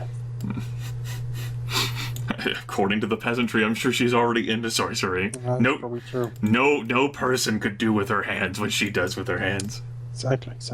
And she can start summoning or birthing, as it were, shadow monsters. That's a good scene in the books and in the movies. The movies? The series. The Red Priestess Melisandre birthing a shadow demon. What I primarily know about Melisandre from the television series is her comfort with nudity. She has Such a temptress. She just loves to be naked. Booby. It's because of like her inherent built-in magic. She's so warm. Yeah, that's what she says. The Lord of Light protects her and gives her warmth. My brother and his wife keep track of the series and watch it, and I know bits and pieces. My brother's also like a role player, and he was like, "You're playing a Song of Ice and Fire, like role playing it? What?" I'm like, "Yeah." I mean, it's set like 2 centuries before the campaign, so I don't know how much you'll get to it. Like you like understand about it, but I explained to him like some stuff about like our current situation. Like, oh, okay. He gets it. So I've gotten like everything I know comes from memes and like family. Oh, sure. That's right. And what little research of it I've done since learning about this campaign. The fuck are all these things? What does it even mean? God, I don't want Bree to be the ruler of the house. No, that'd be... That's a plea to you, God Manikai, right now. I don't think it would be good for the house. No. That's the case. No. Like I think I posted this like in the map tool chat. Like I honestly think it'd be the same level of difficulty whether it was Bree or Decim. Yeah. DDS, if you're watching this, you need to get her pregnant. Like you need to get children, man. This can't keep doing this. Might be more difficult if Rosette becomes frosty. Yeah. If she becomes frigid, then I don't know. Dark said that he had his plans. I've heard that for months now, and I don't know. The only plans you can trust are your own. That's right. Evidently, because now he's selling out the house to fucking Peak. He's not selling out the house to Peak. He's selling out the house to Peak. He's not. He's selling out the house to Haylen. Yeah, and Haylen's selling out to Peak. I mean, so it's not direct. That would not hold in court, sir. Depends on which court you're going to. If it's a court ruled by Peaks or a court ruled by Caladans. No, I think it'll be great. And now you, before any of the other players or even viewers, get to know what Bree has done on her wonderful days while everyone's been so busy. There's certainly been shadowing about it with all of the activity that's been happening in the courtyard. It's been a lot of drama for a something that should have been quite simple. Yes, but as it turns out, Rosette is of the mind that she can do what she'd like, and I thought about it. Like Bree was like, And I thought about, like, would Bree just, like, fucking, like, attack her and kill her? And then, like, no, then Bree would, like, wonder, how the fuck is my family gonna respond? That sounds like House Wyron would get super pissed. Yeah, I know. And Desmond's like, you did what? She was trying to raise an army of women. And then, like, at that point, like, there's a knock on the door, and, like, Lord Ironwood is, I was gonna check in on my dear daughter. And you're like, oh, fuck! We weaken at Bernie's here. Yeah, exactly. That's basically what's gonna be. You're like, oh, no! And then, like, Bree, we need to, like, prop her up and attach strings to her so we can, like, you know, move her around like a puppet. She's currently sunning herself on the key. You can go visit her if you want. Sleeping, yes. Deep sleep. You know, she went out to fight bandits, and she's been wounded. I mean, you can go see her in Maester Cole's room, but she's on milk of the poppy. I don't, Yeah, and you would be like, oh, no. How long are you visiting? Oh, that's a shame. Maester Cole says it'll take a half moon for her to recover.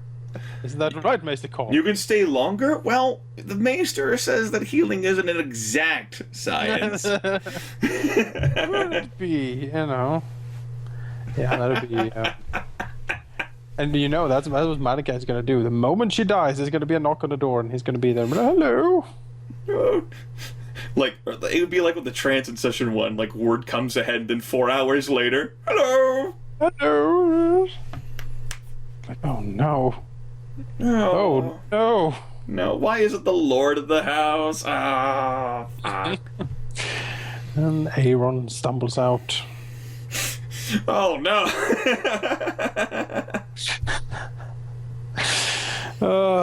Wouldn't that be terrifying if Wall, like, on one of the few times he's, like, traveling around or, like, actually sitting out of his room or, like, sitting on, like, the parapets, visitors come? Yep. You're like, That's what I'm also afraid of, that Haylen's gonna walk in and then Lord Haylen is gonna come stumbling up and like, oh, it's my son! I give you everything! And I'm gonna be like, well... no one could have heard that. Like, you're, like, looking at every single, like, member of, like, the guard, of, like, the knights, like, Lanus and Haylen and Sir Alaric and Neva, like... Who all heard that? Show of hands. Like, who heard that? Yes, I'm certainly interested to see the power play here in these various characters. Who will the NPCs respond to more? Decim has the advantage here of, well, in part, he arrived first. He gets to tell his own story before anyone else can. Yep. And he's good at telling stories. You know, perhaps Lanus has been kidnapped by House Peak. Exactly. And they're now gonna march up. Yes. Although that might be you might not want to like really we don't want to actually like fight Peak. It would be nice not to. Yes. It would be nice to like, not have that happen. We're just here to resolve the sun. It's a family matter, and the Peak Knights are like, we're here to protect.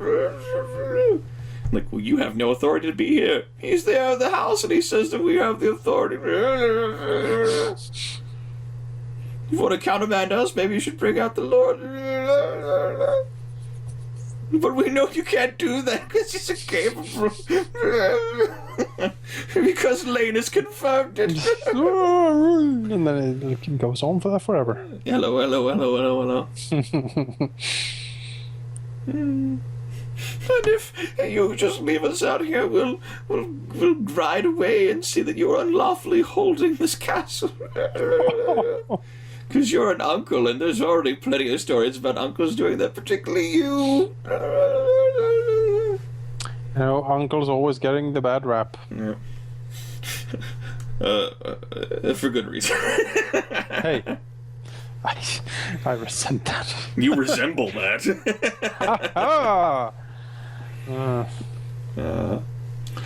Yeah, I mean, Decim pays off Gorby the Younger. Listen here. We'll handle this. It's a family matter. What do I need to do?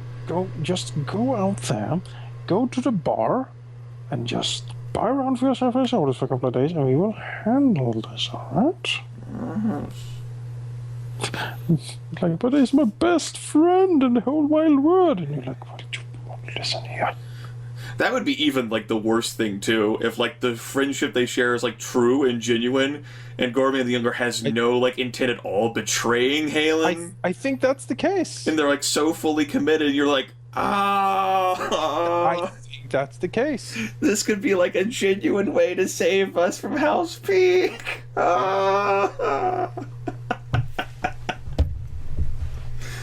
Why? Why must it be like this? Because Malachi loves misery, that's why. Misery loves company. So here we Misery are. loves Caladan. Well, that was in part our fault. Yeah. We wrote all this shit. That's fucking. We rolled those die. Yep. I mean, all I did was just roll the attack from Peak at the end. Yeah, that was great. That was great work. I mean, I didn't roll the villain. No. Yeah. Or those good events that happened in our past. Oh, there's good events. I remember them fondly. Think back on the times we could have had. Man, a favor from the royal family. It's pretty good. Yeah. Especially Prince Maekar. He's kind of a big deal. Is he? How big of a deal? Like the biggest deal. Like... Now, I'm talking canonically now, so Malachi might, of course, change all of that. Right. But canonically, he is the one who becomes the next king.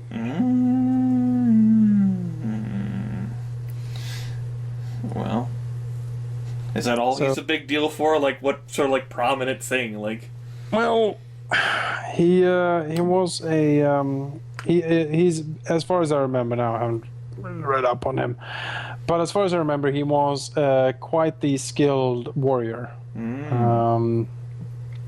Is he the hammer even? I forget exactly. Like, he has some epithet or like a nickname for him. I forget exactly, but yeah, he's a big deal. He's a great commander. He's a good warrior. He leads the Seven Kingdoms during two of the Blackfire rebellions.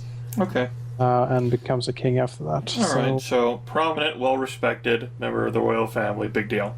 Yep. Oh, I got it. Yep. I don't know exactly like what the favor quantifies to, whether like quantifies like an actual like favor or like what we can like spin that into. Like exactly, but like a real favor from the royal family is pretty good stuff. You know, loyal supporters here in House Caladan. Oh God! We have a little problem with an heir. Maybe you could help us with that to officially say that he's no longer the heir of the house. Maybe you could fix that for us. Oh, you can. Great. Thank you. Well, it has now been decreed. Anything within his power. Haylen Caladan is to be sent to the wall. As my skill, authority, and honor allows. You would totally send Haylen Caladan to the wall. Or even greater, we get Haylen Caladan to become a King's Guard. Because that's a great honor he can't say no to. And then he will be gone. Fixed.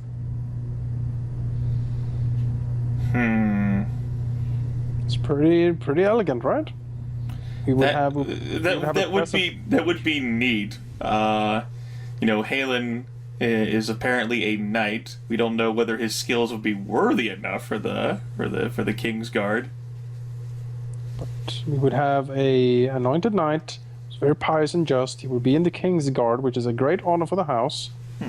And if the royal family comes here and asks for them, I mean, who could say no? I mean, he's not going to say no. Although then Maekar Targaryen might be like, I maybe should speak to your lord about this. So like, no, he really shouldn't. Maester Cole has told me that Milk of the Poppy, very...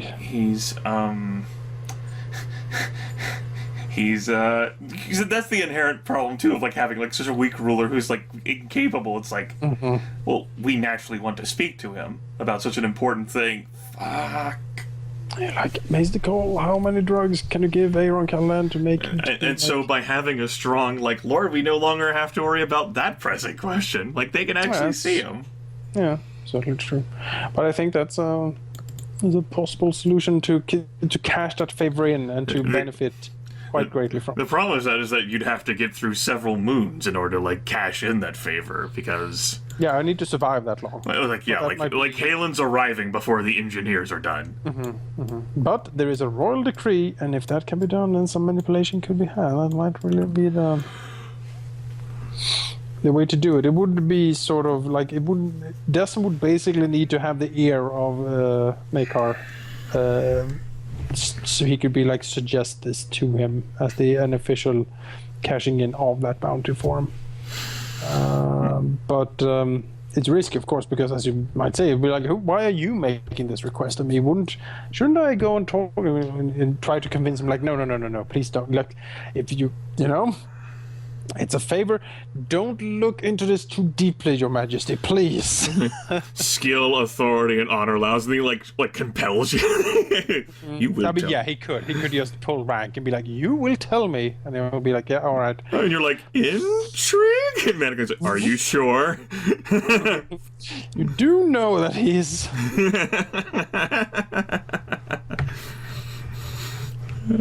His status is most assuredly 3 higher than yours, at least. So he can auto-do this, I mean. He's basically just humoring you at the moment. Right. Being nice to you.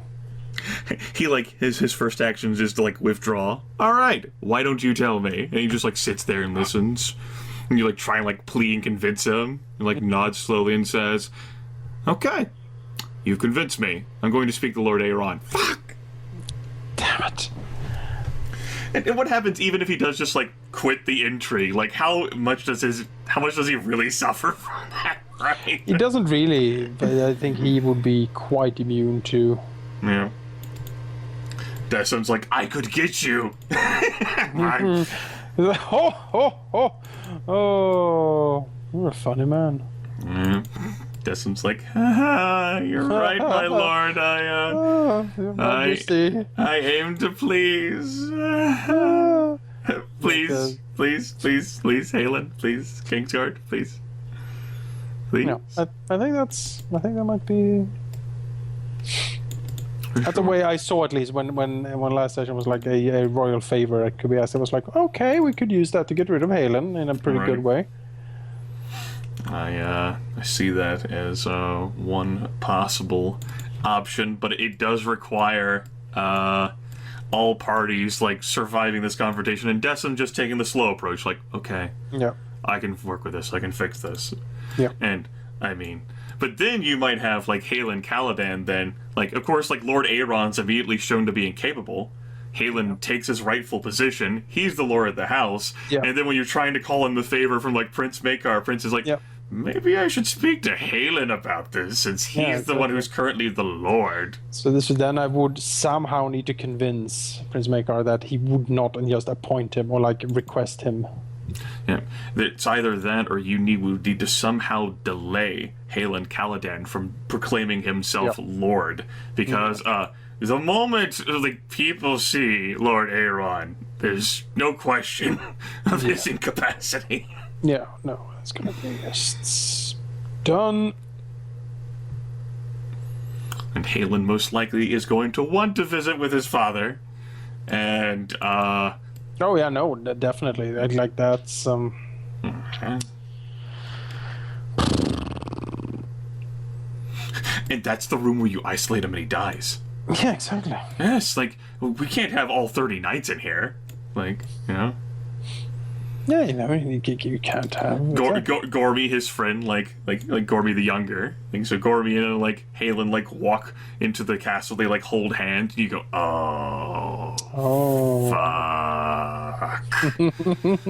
That's why you won't size children, I see. Oh, no. This is... Well... I mean... if I even try and use this against you, the amount of, like, this does to our house. Exactly. Though, that said, we are in the Reach, so technically not as bad as it could be. Maybe. Yes.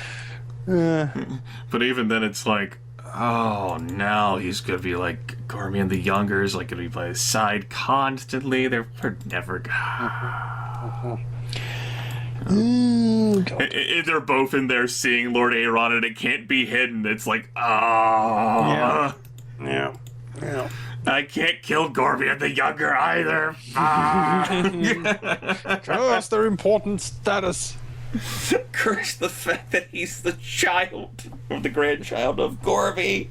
And Gorby can fuck us up. Yeah, he can fuck us up so bad. If it gets into his little stupid mind that he needs to fuck us up, he will fuck us up so bad. Especially if he has a genuine, anything. legitimate reason, like, they fucked up my grandson. Yeah, no, if the heir dies on our watch, or like anything harm, like, it's a complete catastrophe. Because if I was Gorman Peak and something happens, like something like that went down, it's like, my lord, your heir has been killed / hurt badly / taken prisoner by House Caladan. I would be like, you fucking what? It would basically be like what we did the House will, like, we're writing now, and we'll talk into trial later. Yeah, exactly. House Peak roll out, you know? Fucking assemble. And like all fucking like 3 castles just like empty. Just empty out, and then just march up and be like, yo, bitch, listen. We're gonna take a shit now. Yeah. I'm gonna we destroyed this same castle once.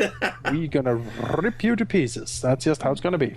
I don't care how many of my men die. I outnumber you. We are chopping down your forest to build siege equipment. You don't have those. You don't even have engineers, so So screw you, and good night. Yeah, God bless. May the 7 save you, because I sure as fuck won't. Yeah. So like the primary hope would then be, Gormian the Younger just lends the knights and then goes on about his business, like returning to, like, his grandfather, or doing whatever Gormian the Younger does. Because if Gormian the Younger comes along too, then I have no fucking clue. Yeah. Also, here we go. Here's a picture of Maekar. You can see what the type of figure he is. Quite grand, I would say. Oh. Okay. Yeah. He, great guy. Yeah, I know, right? Yeah. Alright. Yeah. Prince of Summerhall. Alright. Yeah. Alright. Yeah. Okay, yeah. I can see why you might want to honor this request here, yeah. Yeah. I don't know. I don't even know what to tell you other than I am not choosing this NPC trash over Decim. I'm interested in seeing more of both characters. It's painful, but if I had to choose, it would be Decim over Haylen, because Haylen's not real. That's right. Haylen is not real. Decim He's isn't just here to real tear us apart. That's right. Like a woman. Yeah.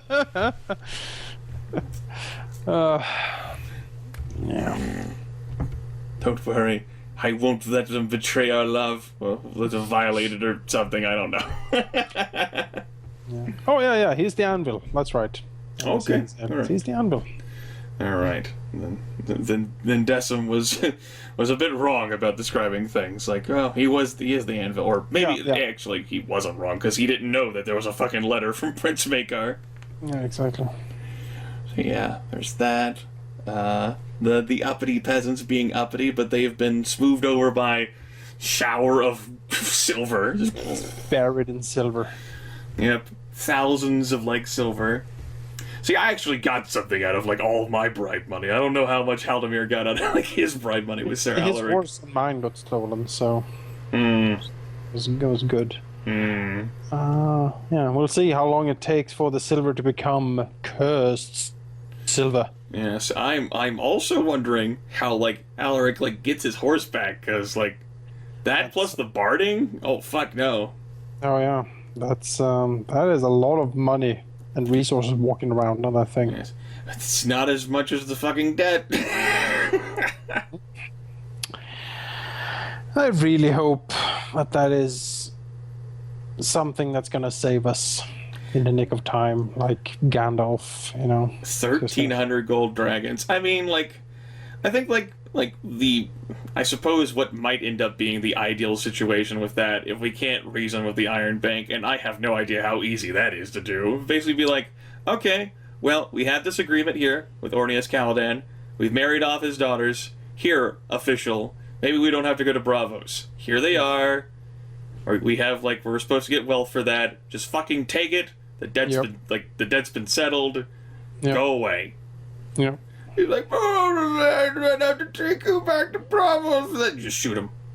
Just shoot him.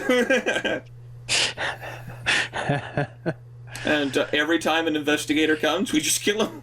Yeah, weird, huh? We, like, invite them in for tea and then inadvertently escort them to the graveyard full of dead investigators. Oh, these are my 34 predecessors. Yes, they are. Some more tea. Perhaps I should be going. Yes, maybe you should be. Perhaps you should. Don't worry, our scouts will pick up your body when it falls. Bye now. He's like, please, I won't tell anyone, I swear. I'm sure you won't. Yeah. Except for the 7. Oh wait, you probably don't recognize them, you fucking bravosi.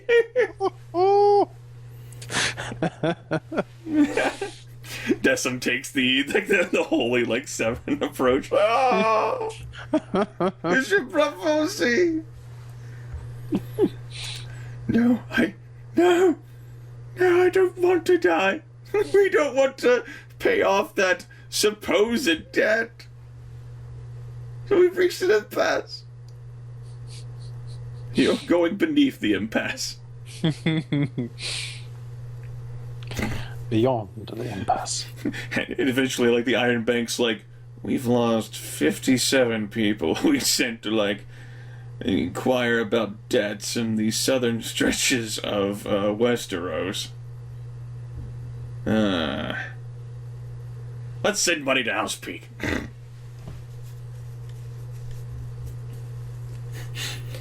That's the other enjoyment factor that I get too.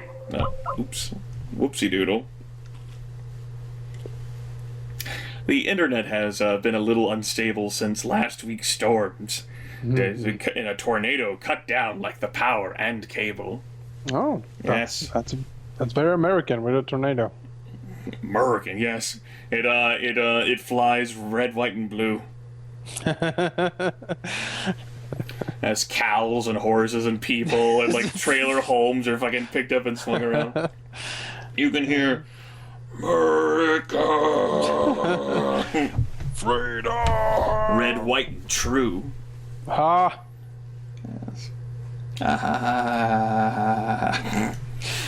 Oh, these American puns are great.